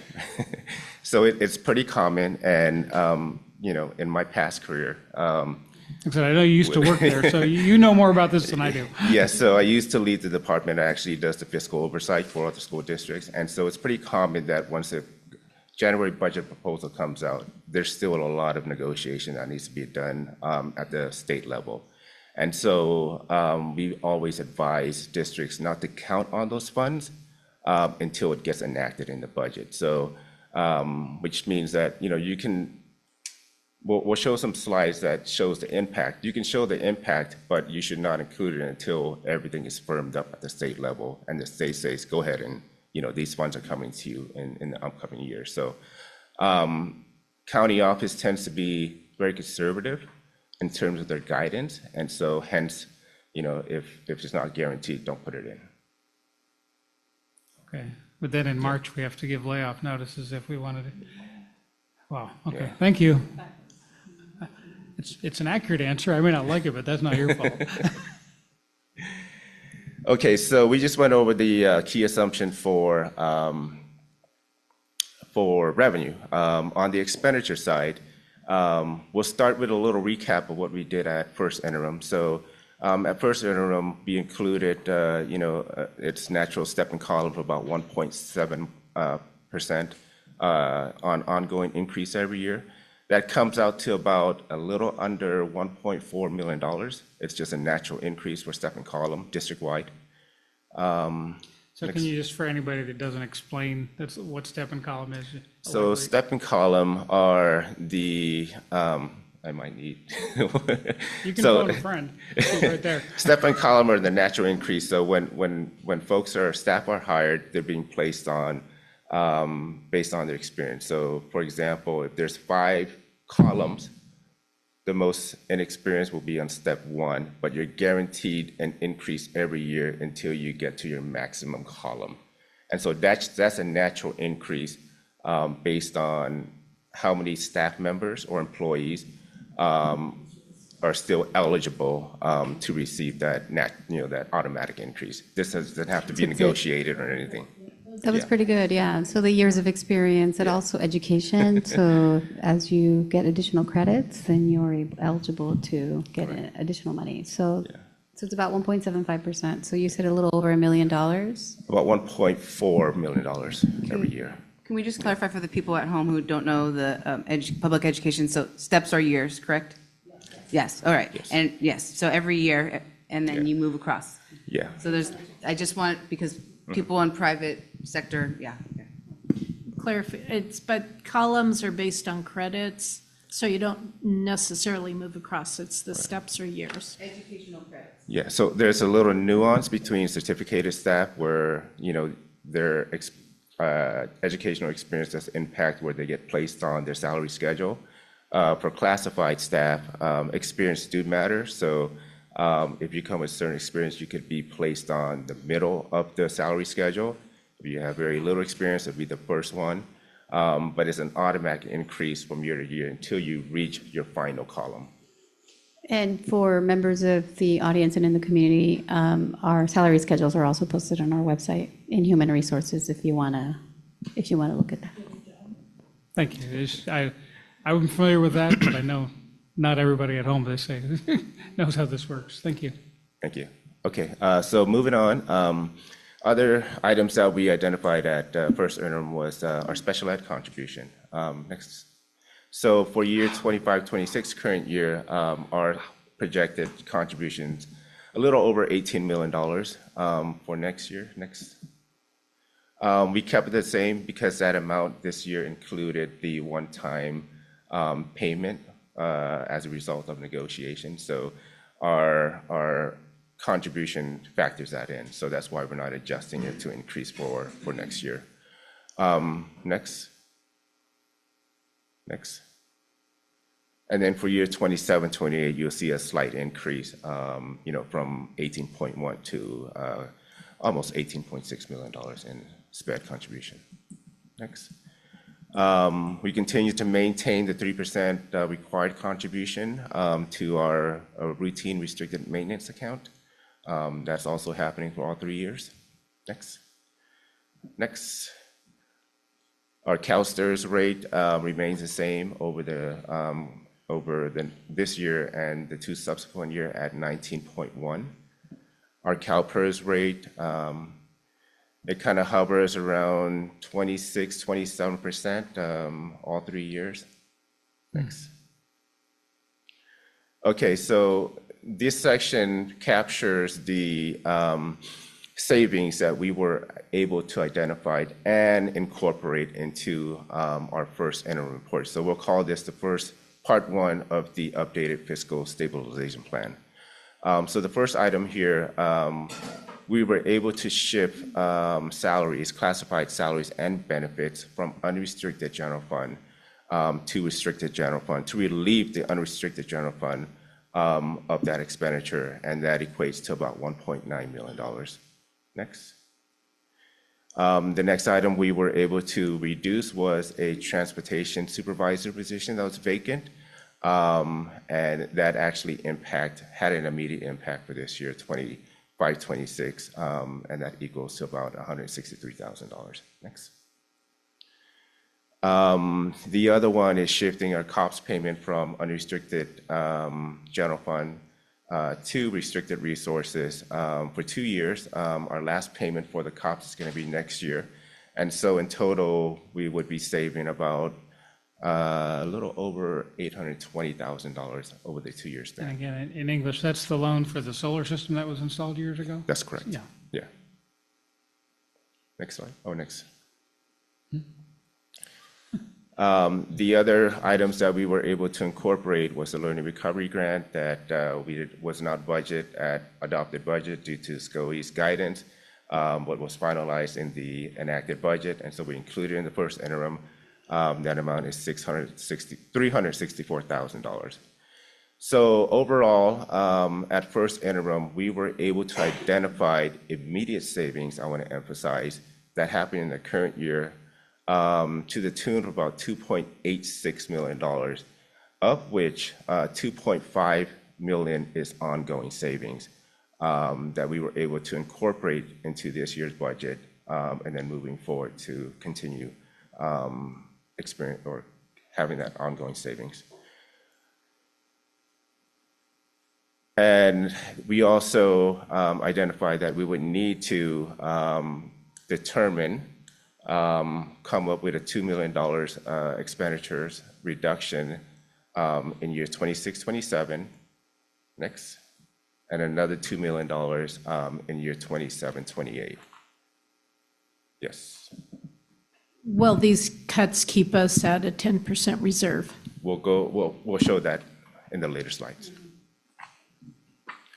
Next slide. Okay, so since first interim, thanks to Doris and her team, we were able to identify some additional savings to the unrestricted general fund. Next, please. So the first items of savings were, next. Okay, so the next items of savings were we were able to go through all of our non-salaries expense account and identified about $1 million worth of savings that we could do immediately in this fiscal year. And so that has been incorporated into our second interim. We also identified ongoing savings that will start in the next fiscal year in 26, 27. And those items are I want to emphasize through attrition and through our staffing allocation, we've identified that we would need about 9 fewer certificated FTEs based on this year's level. Next. We're also going to be shifting 1 certificated FTE and 1 management FTE from the unrestricted general fund to restricted resources. Next. We have a vacant management position right now that we're going to be freezing. That amount is about $217,000. There's going to be a reduction of about 3.69 vacant classified FTEs. That comes out to about $335,000.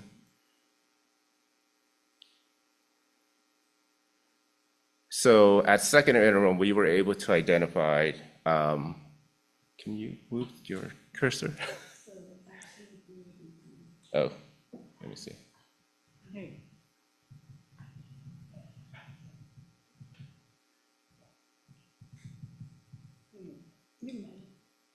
Okay, so at second interim, we were able to identify about 2.1, almost 2.2 in savings starting next year. Next. So as a summary, what we've done since we adopted our budget, next please. So yeah, in terms of what we've done this year since adopted budget, in terms of ongoing savings that impacts immediately in this year, that amount comes out to about $3.5 million. Next. And then savings that will take place starting next year is about 2.68. So in total, this year alone, from adopted budget to second interim, we have identified about $5.6 million of savings to the unrestricted general fund. Next. Can we go back? I think there's one missing bullet. Next. Oh, that's it. Okay, so the last point. So in terms of what we've done already, we're also looking into an additional $2 million that starts in 27-28. So that still is going to be determined, but it will be incorporated into it is incorporated into our second interim report. Next slide. Okay, so this slide shows the changes for this fiscal year's budget, fiscal year 25-26, the changes from first to second interim. So starting with the revenue section, there weren't a lot of changes. The major one was in other local revenue, which is we've increased the MA funding about $67,000. On the expenditure side, on certificated, there was a reduction of about $334. That's mainly savings for one of our management vacant position. There's about $71,000 in LCAP for extra time and stipends, and then $91,000 in the California preschool grant. In our classified, we identified a couple of FTEs for classified staff reduction, and also about $87,000 in sub costs that we were able to reduce, substitute costs. For employees' benefit, the major change here were we updated our retiree benefit cost. That comes out to about $297,000.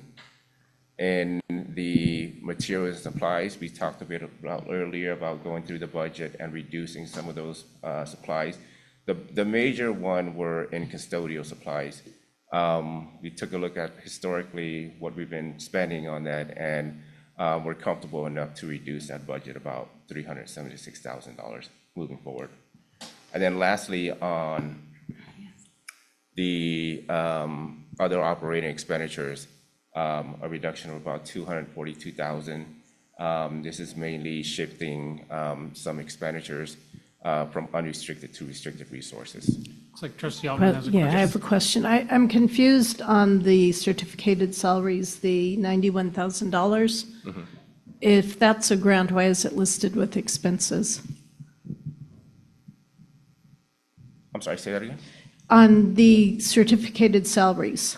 Oh, no, so that the reduction is the expenditure in that grant program, from that grant. So when we get a grant, you have to budget your expenditures to equal that amount.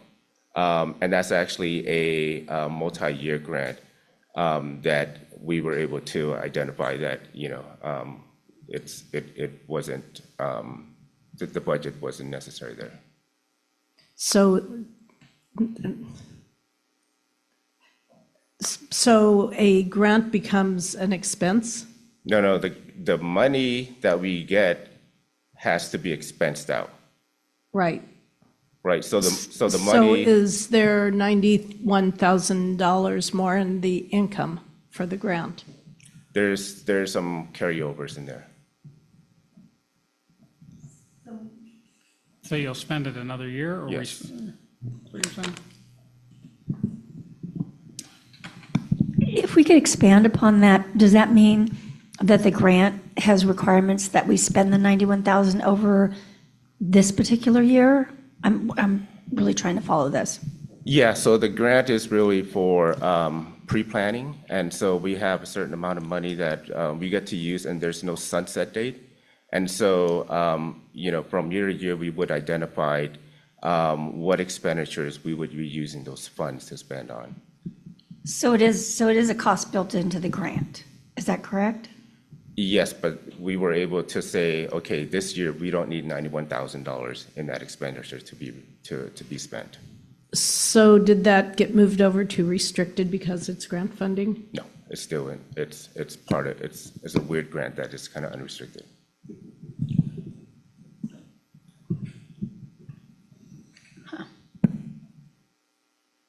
Next slide.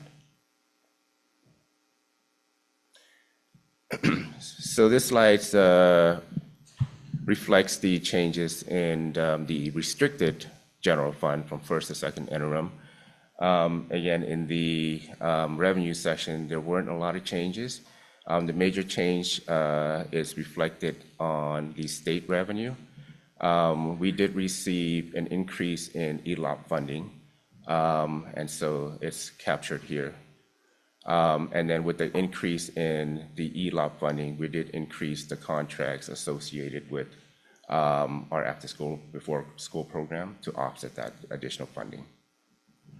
For this year, we're started the year with about $12.8 million of carryover, and we're projecting to end with about $5.5 million in carryover in restricted programs.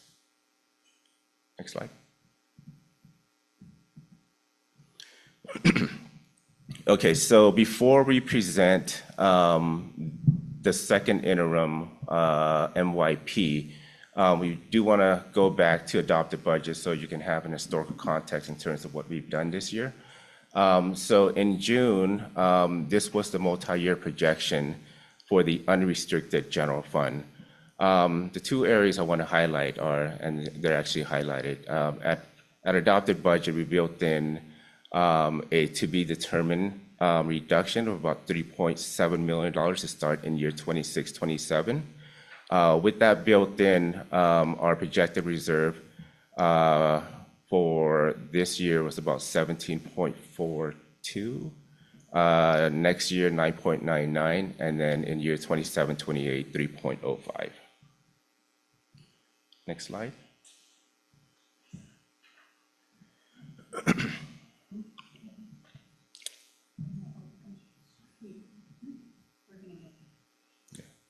So after we adopted our budget, we presented our unaudited actuals back in September.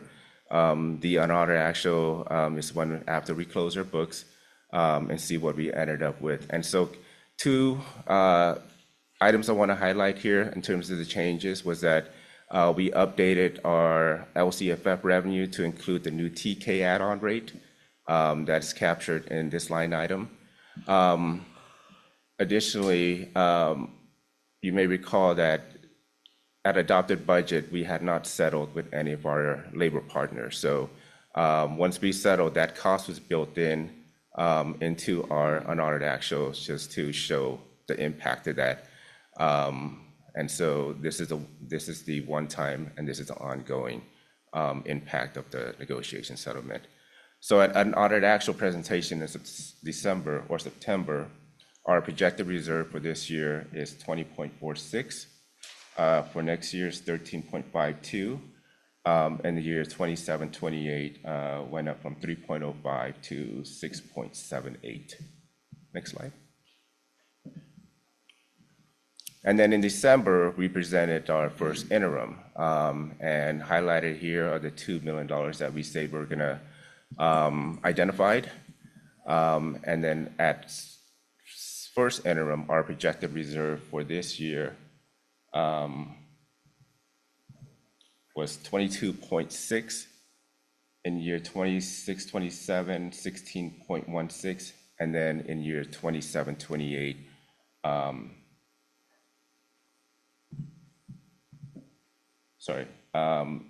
going back to 25-26 is 22.6, 26-27.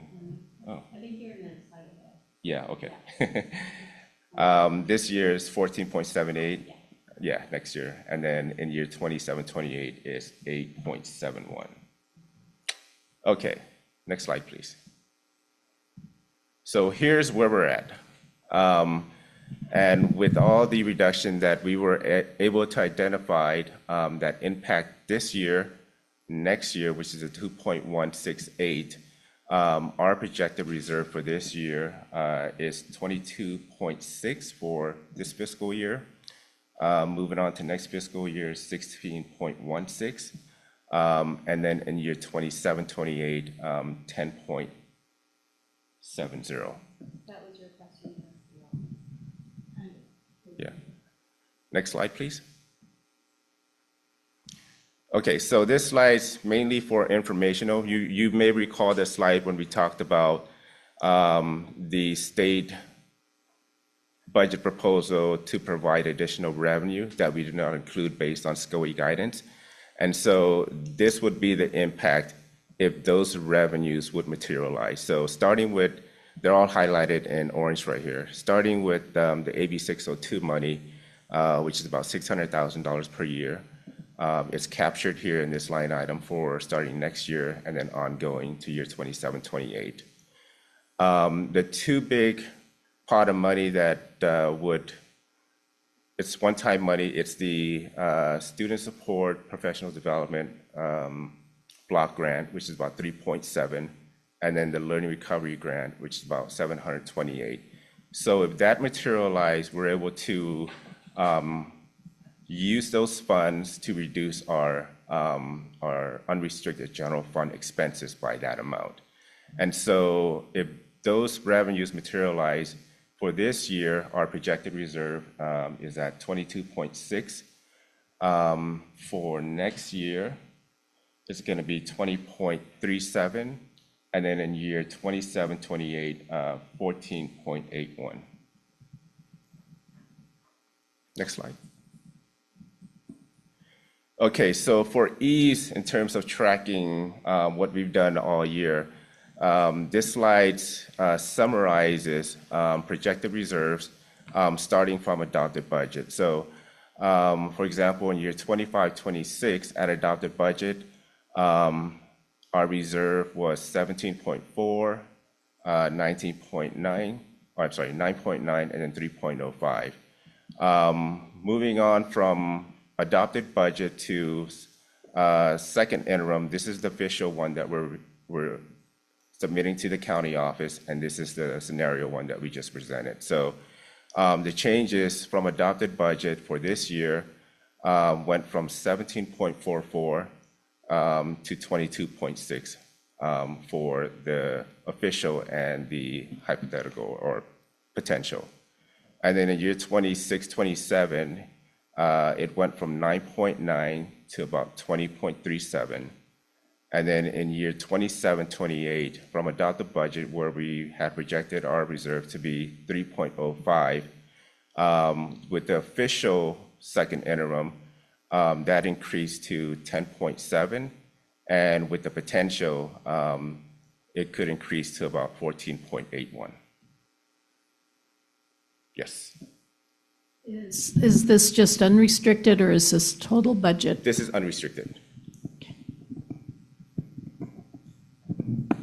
And you lost me on the actual and the hypothetical. So you're saying if the hypothetical comes through, which is a big if, then it would be the 14.81. Correct. But if the hypothetical doesn't come through, which is probably likely, it would be the quote-unquote 10.7. Yeah, so this is the conservative version of the budget. This would to include all the proposal that the governor put out in January when the budget came out. And so Which one is the conservative one or the hypothetical? so The hypothetical. the one What you're calling hypothetical. Okay. Yeah, it's Yeah. what he called hypothetical. Oh, okay. So we'll call it potential. But second interim official is is the conservative budget, and this line item is the potential budget if all the revenue materializes in the governor's budget proposal. A question, again, just following what's going on at the state. Last I heard, for the year we're in right now, the state's revenues are, what, 6 to 7 billion higher than anticipated during the budgeting process? Yes. So under Prop 98, at some point, 40%, in theory, under Prop 98, 40% of that goes to schools, right? Right, right. In theory. Right. Sometimes and for the last few years now, the state's been playing games with that budget proposal, I know. CSBA is pushing back, almost every organization is pushing back hard on this proposal for this coming year to defer another $6 billion that Prop 98 says should come to the schools. But, I mean, what are you hearing from the various advisors that watch all these things? I mean, I mean, as I understand it, like $7 billion of money for schools is like $900 per ADA, which means suddenly we don't have a problem if that comes through. But I'm not saying it's coming through. It's just the amount of variability that we're supposed to plan with is a bit maddening. Yeah, I know there's a lot of push or advocacy, for the state to actually provide Follow the the full law? fund. Yeah, the Prop 98 Constitution Prop 98 's the requires. Constitution, yeah. Right, and so Not right like now a they wish were list. holding about $5.6 million that, should be going to education. And their reasoning behind it is that, because of the uncertainty with, either the state or the nation, they're going to hold on to that money until everything kind of firms up. But that's not in line with what the Constitution is guarantee education in terms of their amount of funding. And so there's a lot of push, there's a lot of advocacy for the state to follow the Constitution. We're not sure how Like we have to? it's going to play out. We have to? The state is very intentional in terms of the tactics that they're using to withhold that 5.6. So what they're using is a concept they call a settle up concept, which means that the state has more leeway in terms of the timing on when they have to pay that money back and how much. Constitution, the more restrictive way or prescriptive way is that if the state doesn't want to pay that full amount that's entitled to education, they should suspend Prop 98. But they're not doing it because Prop 98 has a prescriptive way and timeline that the state must repay that money back. So this settle up concept was a new concept that was introduced last year, and unfortunately it's been kind of carried forward this year. And so, there's a lot of legal ramification around it, but we're not clear. The state is fighting with the state? No, they're kind of fighting with us. Yeah. Well, they're withholding. Yeah, with there's, Right. yeah. $5 Yeah, the billion. state's fighting with local. Their states are agencies. fighting with their. If I may add, just today, there was a superintendent's meeting, a statewide superintendent's meeting, and we were informed, to your question, President Horner, we were informed that between December and January, just recall that the governor issues his proposed budget in January. But the revenues came in higher between December and January, just before he announced his proposal, to the tune of $6.9 billion that are not in his current budget.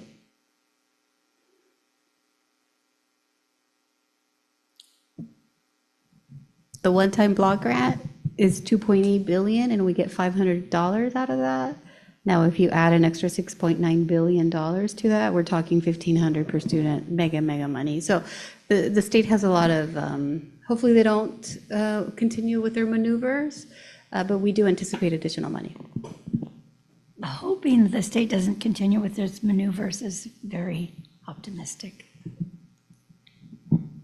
Well, we shall see. And that's the Trustee reason Altman, why I see you grabbing your microphone. Did you have a question, or are you just getting your hand warm?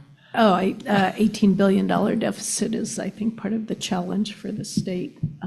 So that's going to play in also. So, Yeah. yeah. And that's the main reason why, because of the uncertainty, we're submitting a more conservative budget to the county office. If everything materializes, then, it's icing on the cake for us. Next slide. Okay, so this is the multi-year projection for the restricted general fund. It's pretty consistent in terms of the spending patterns there.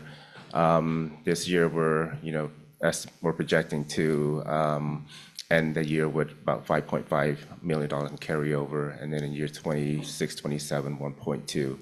And then about 1.1 in year 27, 28. Next slide. Did you have a question there, Trustee Altman? Well, yeah, I have some questions on this slide. Would you rather I ask all my questions at the end, or if we're on a slide that's I want to relevant? go back while we're on the slide. Yeah. It's easier so we don't have to remember. So I'm curious, under the certificated salaries, the reduction is about $1 million. Do we know what that reduction is?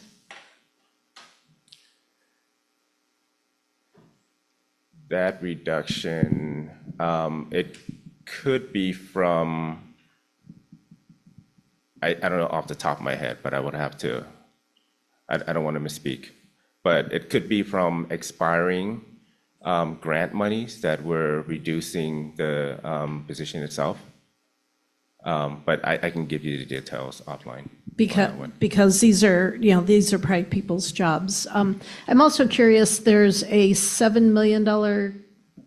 approximately $7 million reduction from this year to next year. That's an awful lot of reduction. What is that? So it's really not a reduction, it's a spending down of carryover. So that's the more technical term of it. Some grant has many years that you can spend down those funds. And so if you can't spend down those funds in the current year, then it just drops into carryover. And then you have a few more years to spend down those funds for its intended purposes. So there's just going to be $7 million less to spend next year? It depends on how much carryover and the timing of when you spend those funds. So the bulk of it's coming out of, let's see, where was it? Like $4 million out of other operating expenses. What might be included in there then? So in year 26, 27, remember that one-time money that we get? So this amount is a little bit, I wouldn't say overstated, but it skews it a little bit because of the one-time money where we're transferring expenditures from the unrestricted general fund to the restricted general fund to use up that money. So it's about $2.28 million in one-time money that, seen here, looks like a huge increase to to this line item, but it's a one-time expenditure that's going to go away. So as we're transferring, I was thinking we're transferring a lot over to restricted side. And Let's see, I had written it down somewhere, but I have so much written down on this little piece of paper. Like $1.9 million is getting moved from unrestricted to restricted, and then restricted is going down. So is the things that are getting moved over then going to be gone? No, so one of the reasons why we transferred or shifted some of those expenditures, mainly in salaries and benefits, from unrestricted to restricted was that we were noticing some of those restricted dollars were underutilized, where we were required to make certain allocations on an annual basis. So for example, if we were allocating $4 million into our routine restricted program, and we're only spending about $3 million each year, we're not fully utilizing those restricted dollars. And so those were the rationale to shift some of those unrestricted expenditures from unrestricted to restricted. And so, in our analysis, we do have sufficient funds in those restricted funds to carry on in the foreseeable future. And so that's why we made those shifts. So, and in 3 years, we're going to go from 6.8 million to 125,000 then? Is that, I'm looking at revenue over expenditures. Oh, no, I'm sorry, I'm wrong. This is not MYP. Yeah. So this year it's, no, that is MYP. So we're going to be dropping $6.7 million in that area, and we're dropping then, so for our fund balance, it's going from, I want to make sure I have this right, 12.4 million-ish to 5.6 million-ish to 1.2 million, 1.3, rounding up. Yes. That doesn't look healthy to me. Well, those are mainly, most of these are restricted funds for its intended purposes. So once those funds expires, what we do is that, and most of those funds are being used for either contracts to run those programs or materials and supplies. When those funds run out, then we exclude those, we take those out of the budgets. And so it wouldn't dip into, it wouldn't encroach into any additional carryovers when those funds expire. I have a related question that I think, so the expanded learning opportunities program, right, or Amplify before and after some of the summer programs, I assume those are all in restricted? Yes. And every year, the state either does or doesn't decide to keep re-upping that. So is a significant part of that other operating expenditures, going from 12 million to 8 million across years? Is that assuming, well, if ELOP funds go away, the ELOP program goes away? That's right. But I mean, ELOP is, for now, it's an ongoing revenue stream for us. But so is ELOP in the restricted fund? Yes. So we're told it's ongoing, but it's restricted. Correct. Yes. But we don't know that it's ongoing, so we're not, well, I guess ask, so in 26, 27, does that count on any ELOP revenue coming in? Yes. But not, okay, so then what is the huge drop in other, I mean, that is a $4 million drop. On that, in that vein, I'm wanting to understand, see if I've got this right. On page 16, the orange highlight that you said is the hypothetical, the 4,440,000 number. You want to go back to that page? Let's get back to that page so we can follow what your question is. Yeah, on page 16, that over $4 million one-time restricted transfer, is that what you've plugged in on page 18 for the difference between the other operating expenditures dropping from over 12 million to over 8 million? Is that correct? So the concept is similar, and if we go back to the multi-year projection for restricted. So wait, can I just, so I know how my brain thinks, and I apologize, but can I just get the answer to that question? Is that correct or no? What was your question? I'm sorry. Taking the over $4 million from page 16, orange highlight, is that how you came up with the reduction in other operating expenditures, plugging that number into the 2026, 2027, going from over 12 million in expenditures to over 8 million in expenditures in 26, 27. Yeah, so that's a hypothetical or potential slide. Okay, That, yeah, so it's not built in into. Okay, No. that's what I No. needed This one's to know. not, that hypothetical is Yeah. not No. incorporated into Okay. anything else. So this let's is get this answer is to what's. John's. Yes, thank you. Yeah, so this $12 million is actually what we're actually projecting to do this year and what materialized. And part of it is really capturing the $2.28 million in that one-time money, where we're going to be transferring the expenditures from unrestricted to restricted. And so you'll see. And And that's what why that happens the number next year? Do they skewed. go back? I'm sorry? What happens in the next year? What happened, so the expenditures are transferred, do those expenditures move back in the Yes, year after? Yes, so the expenditures that we're moving from the unrestricted to the restricted is gonna move back to the unrestricted in the following year. And that's why in year 26, 27, you'll see that, this line items is leveling back to its normal pattern. So that would be on the certificated, that's, It's mostly contracts, the 5,000 object codes.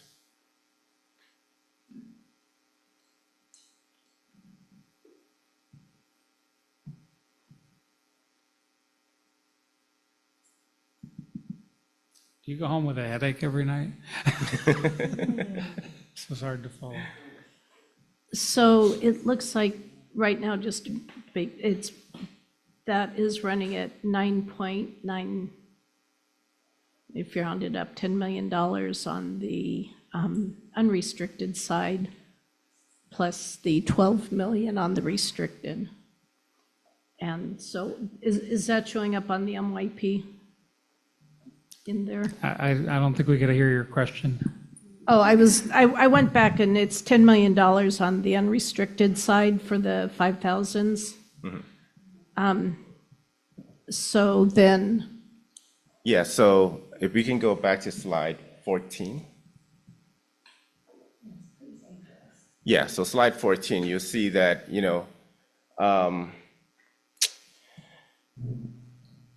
typically our expenditures in this line item is about $9.9 million.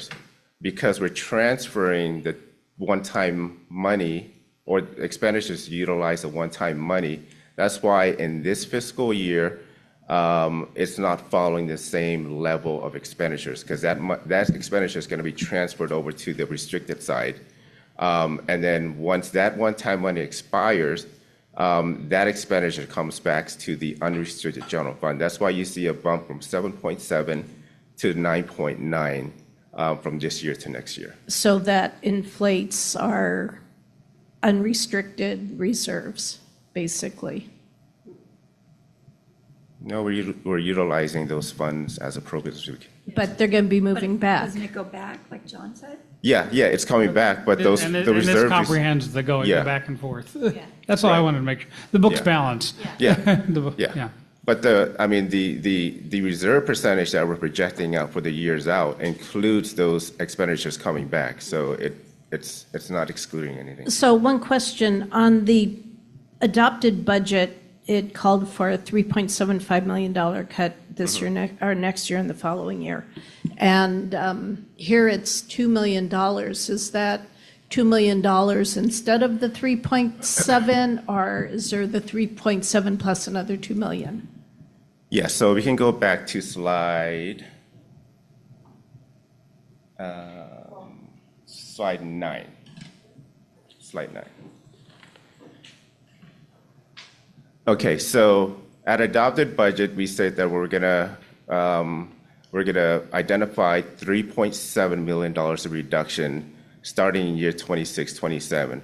What we actually did in the current year was identified $5.6 million, $5.67 million, of which 3.8 was an immediate impact for this year. And so we're ahead of our reduction schedule if we consider what we were planning to do at adopted budget. In addition to that, we were planning on 3.7, but the total that we've identified so far is about 5.67. So I really get confused here because when we look at the MYP, do you mind going to the MYP? What slide number is that? Next slide. Current one? I think it's 10? next one. Next one. This, There's it. here's Or our second MY. interim, yeah. So total expenses from this year to next year going up, so I'm not seeing that reduction. I'm seeing expenses increase. What line are you looking at? Total expenses?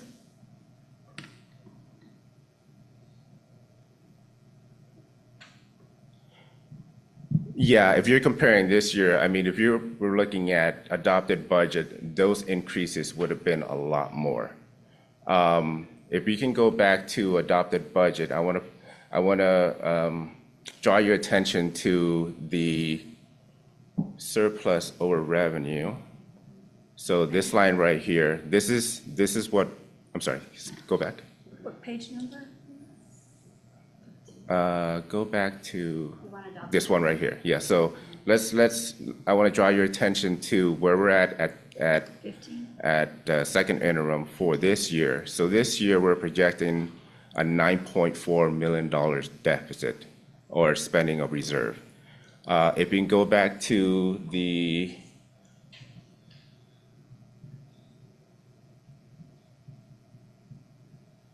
slide number 12. So remember, there's a $9.4 million. So at adopted budget, we were actually, our deficit projected to be about 12.2. We were able to reduce that to 9.4 with all those reductions that we identified from adopted budget to our current time right now. But restricted deficit increased, and it was running at 6.8 million. So it looks to me, because it's still money we're spending, so looks to me like it's adding up to $16.2 million in deficit spending this year when you look at both sides of the budget. Again, on the restricted side, let's refer that to carryovers where we're having money that is intended and we have a few years to spend it. So all the shifting that we've done were to those programs that funds were underutilized, where we can sustain those shifts for the foreseeable future and wouldn't have to make an additional cuts because those monies are being allocated on an ongoing basis on the restricted side. And those structural efficiencies freed up the unrestricted general fund, which for us is what's most important. Both I funds are understand that gives important. us more. I'm just, when I see that we're deficit spending on our reserves on that side, so what should the reserves normally be? Is it like zero? Everything's expected to zero out? On the restricted side? Yeah, Eventually. I mean, but but it never does. Yeah, because the state keeps giving us either new funds New or one-time ongoing money. funds. And so those are the continued adjustment that we need to make on an ongoing basis and 4 times a year during the budget year. So about how much of that money are you allowed to carry over and how much isn't? It depends. So Title I has its own carryover stipulation. Some funds don't have any stipulation in terms of how much you get to carry over. For example, Prop 28 money, they give you an allocation that you have to use up over a 3-year span. If that money is not used up, it gets sent back to the state. There's so many rules and regulations depending on the different grant and entitlements that we receive. So, we're following all those requirements. We're getting close to, we're within the half hour. We have two more items. Did we get through all your slides? I know we've started asking you questions. I think so. Yes, if we can go to the last slide or second to last slide. Okay, so for next steps and future consideration, we're respectfully requesting the board to approve the second interim as presented. With this recommendation, we presented the updated fiscal stabilization plan, part 1 and part 2 that is captured in the presentation. And next point.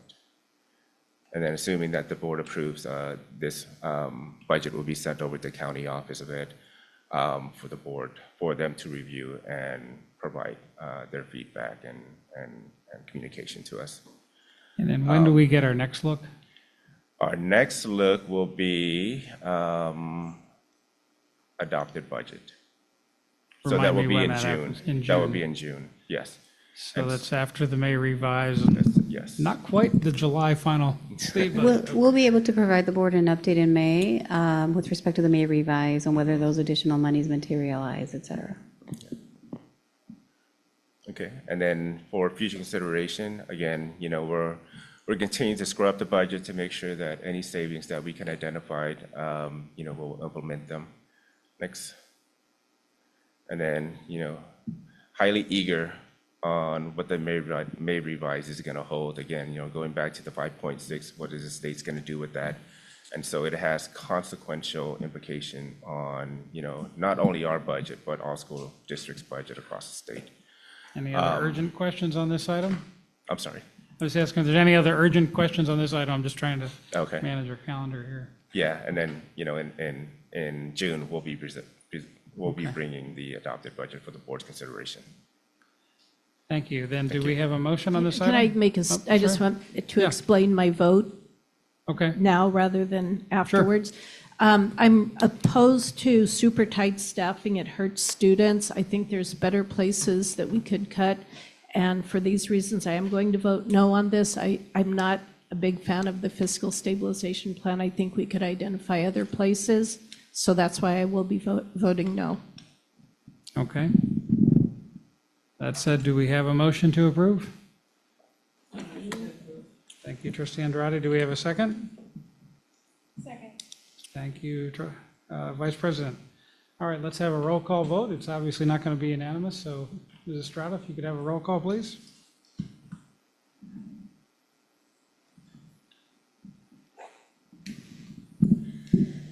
President Horner, Aye. Trustee Andrade, Aye. Vice President Northrop Gaddis. Aye. Trustee Gardner, Nay. Trustee Altman, No. Board Clerk Marquez. Trustee Munson,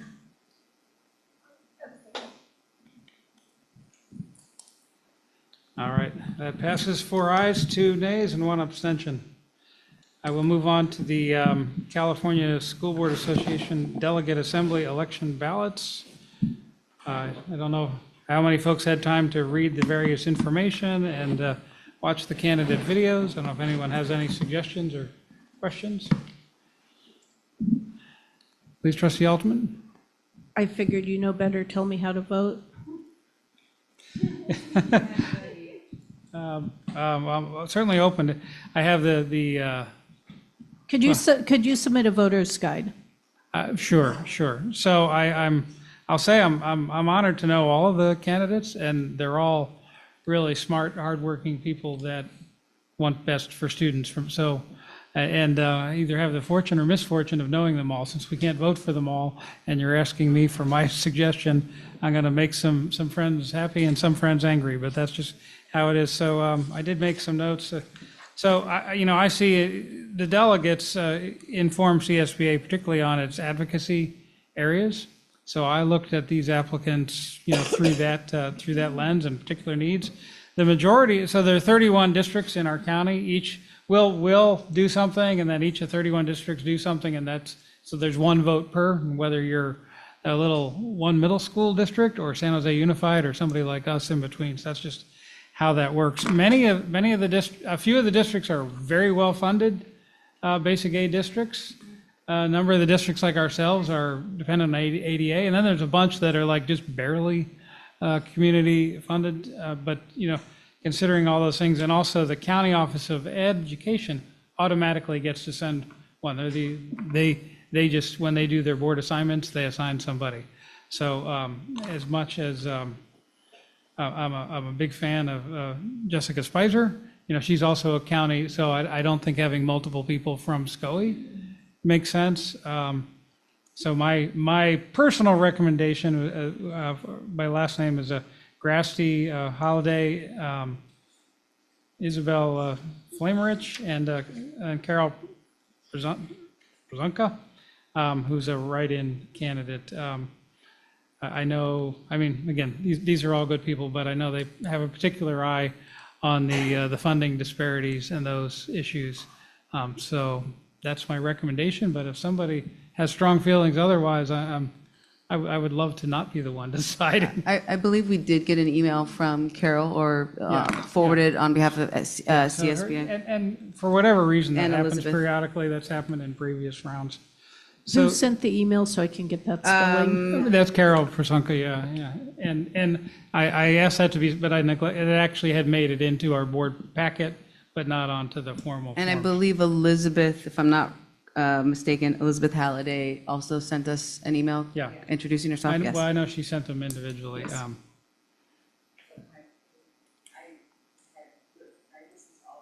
Mhm. Yeah. Okay, well, they were on my list as well. And, yeah, so I'll just leave it at, I have no more comments again, since I know all these people, but You're going to get John in trouble. I'm used to it. It comes with the Right? territory.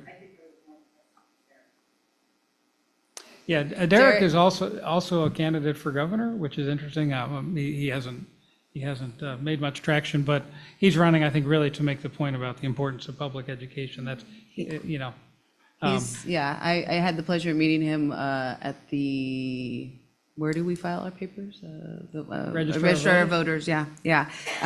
Just, and had a great conversation with him as we waited an hour, so, So I guess to move along, if folks are okay with that, I'll make a motion that we vote for Grasty Halliday,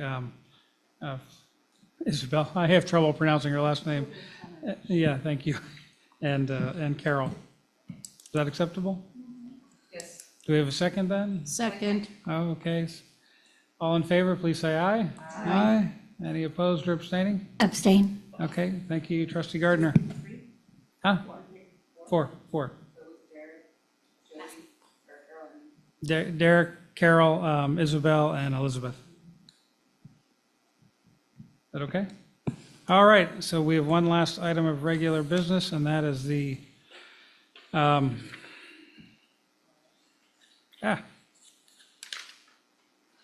Committee on School District Organization, Elections and Ballots. Riveted, yeah. So this group, the main thing they do is hear appeals of people that say, I live right on the boundary and I want to be assigned to this district or that. There aren't a lot. I mean, I've only seen one of those come through our district, like one or two in 8 years, so they're pretty rare. They also come the next census. After the census, every district that has by-trustee area elections will have to submit revised maps. That's the board that reviews those.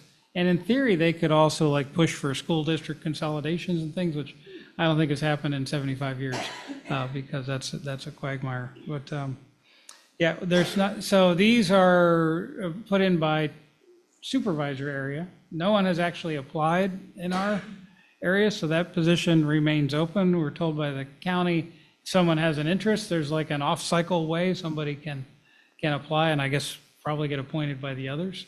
But that's sort of where that's at. And actually, by process, our clerk casts the vote, but rather than just asking the clerk to do that on her own judgment, which would be legal, you know, we've brought that here. So let me get the right thing open. So I don't know if folks have read this, have any, these are not people I know, so. Well, I know some of them. I shouldn't say I don't know any of them. But I don't know if folks have had a look at this and had any strong opinions. I mean, I have some, but if anybody else has a view first, I'd like to hear that. I think I'm getting looks. John, would you just please tell us what you think?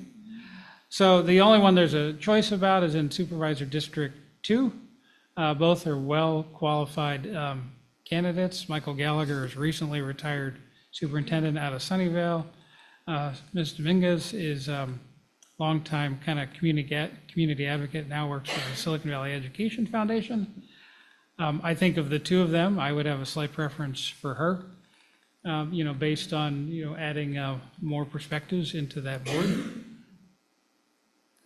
All right, so I'll make the motion that we direct our clerk to vote for Dominguez, and then the other two are unopposed, so. I second that motion. Okay, thank you. All in favor? Aye. Any opposed or abstaining? Okay, thank you, Trustee Gardner. We are now on to L. Any requests for future agenda items? I hear mumbling. Is somebody raising their hand? It's getting late. It's getting late. I'm tired and it's past my bedtime. Thank goodness for the clock change. I wanted to make sure that we did get on the calendar for the next budget committee meeting. I know that we're on standby for that. And then I was asking previously for a study session on budget before we have to vote for it next. So I'm hoping that can materialize. And then I also had a question with regards to the curriculum council meetings regarding any quote unquote newcomer, like the ELD courses. I'd like to ask for an update on any future plans for curriculum and a review of what the recent EL master plan says. Because again, getting back to our test scores and what's going on, et cetera, et cetera. So I wanted to check in on that as well. I think, do we have an EL master plan review scheduled? The board just approved it last year, Right. and it took about 5 years. Assistant Superintendent Jimenez, it was a very collaborative process. It really, really was. QA and I are just looking at each other because we just had our planning meeting for our secondary curriculum council, which is coming up March 23rd. And so one of the things on that docket is going to be the presentation from our teachers on working on a course for high schools for long-term English learners to address their academic needs. So I think that is a product of the planning and the EL master plan. That was included on there as the next step for us. I know Well, I'm really glad to hear that. And, yeah. What about, though, for the third grade benchmark? Is there anything in the works for that, on that? If I may, we have our second meeting this month is student data, which is very relevant to this topic, and I'm sure we'll be hearing a lot about our efforts around reading. If I may suggest, we're going to do a deep dive on all of our student data here in just a couple of weeks, including reading, and then if there's something still, for further discussion, maybe we can take it up then. How's that sound? That sounds great. Thank you. Anything else? All right, seeing no other hands raised, we're adjourned. Thank you all very much. 10:08.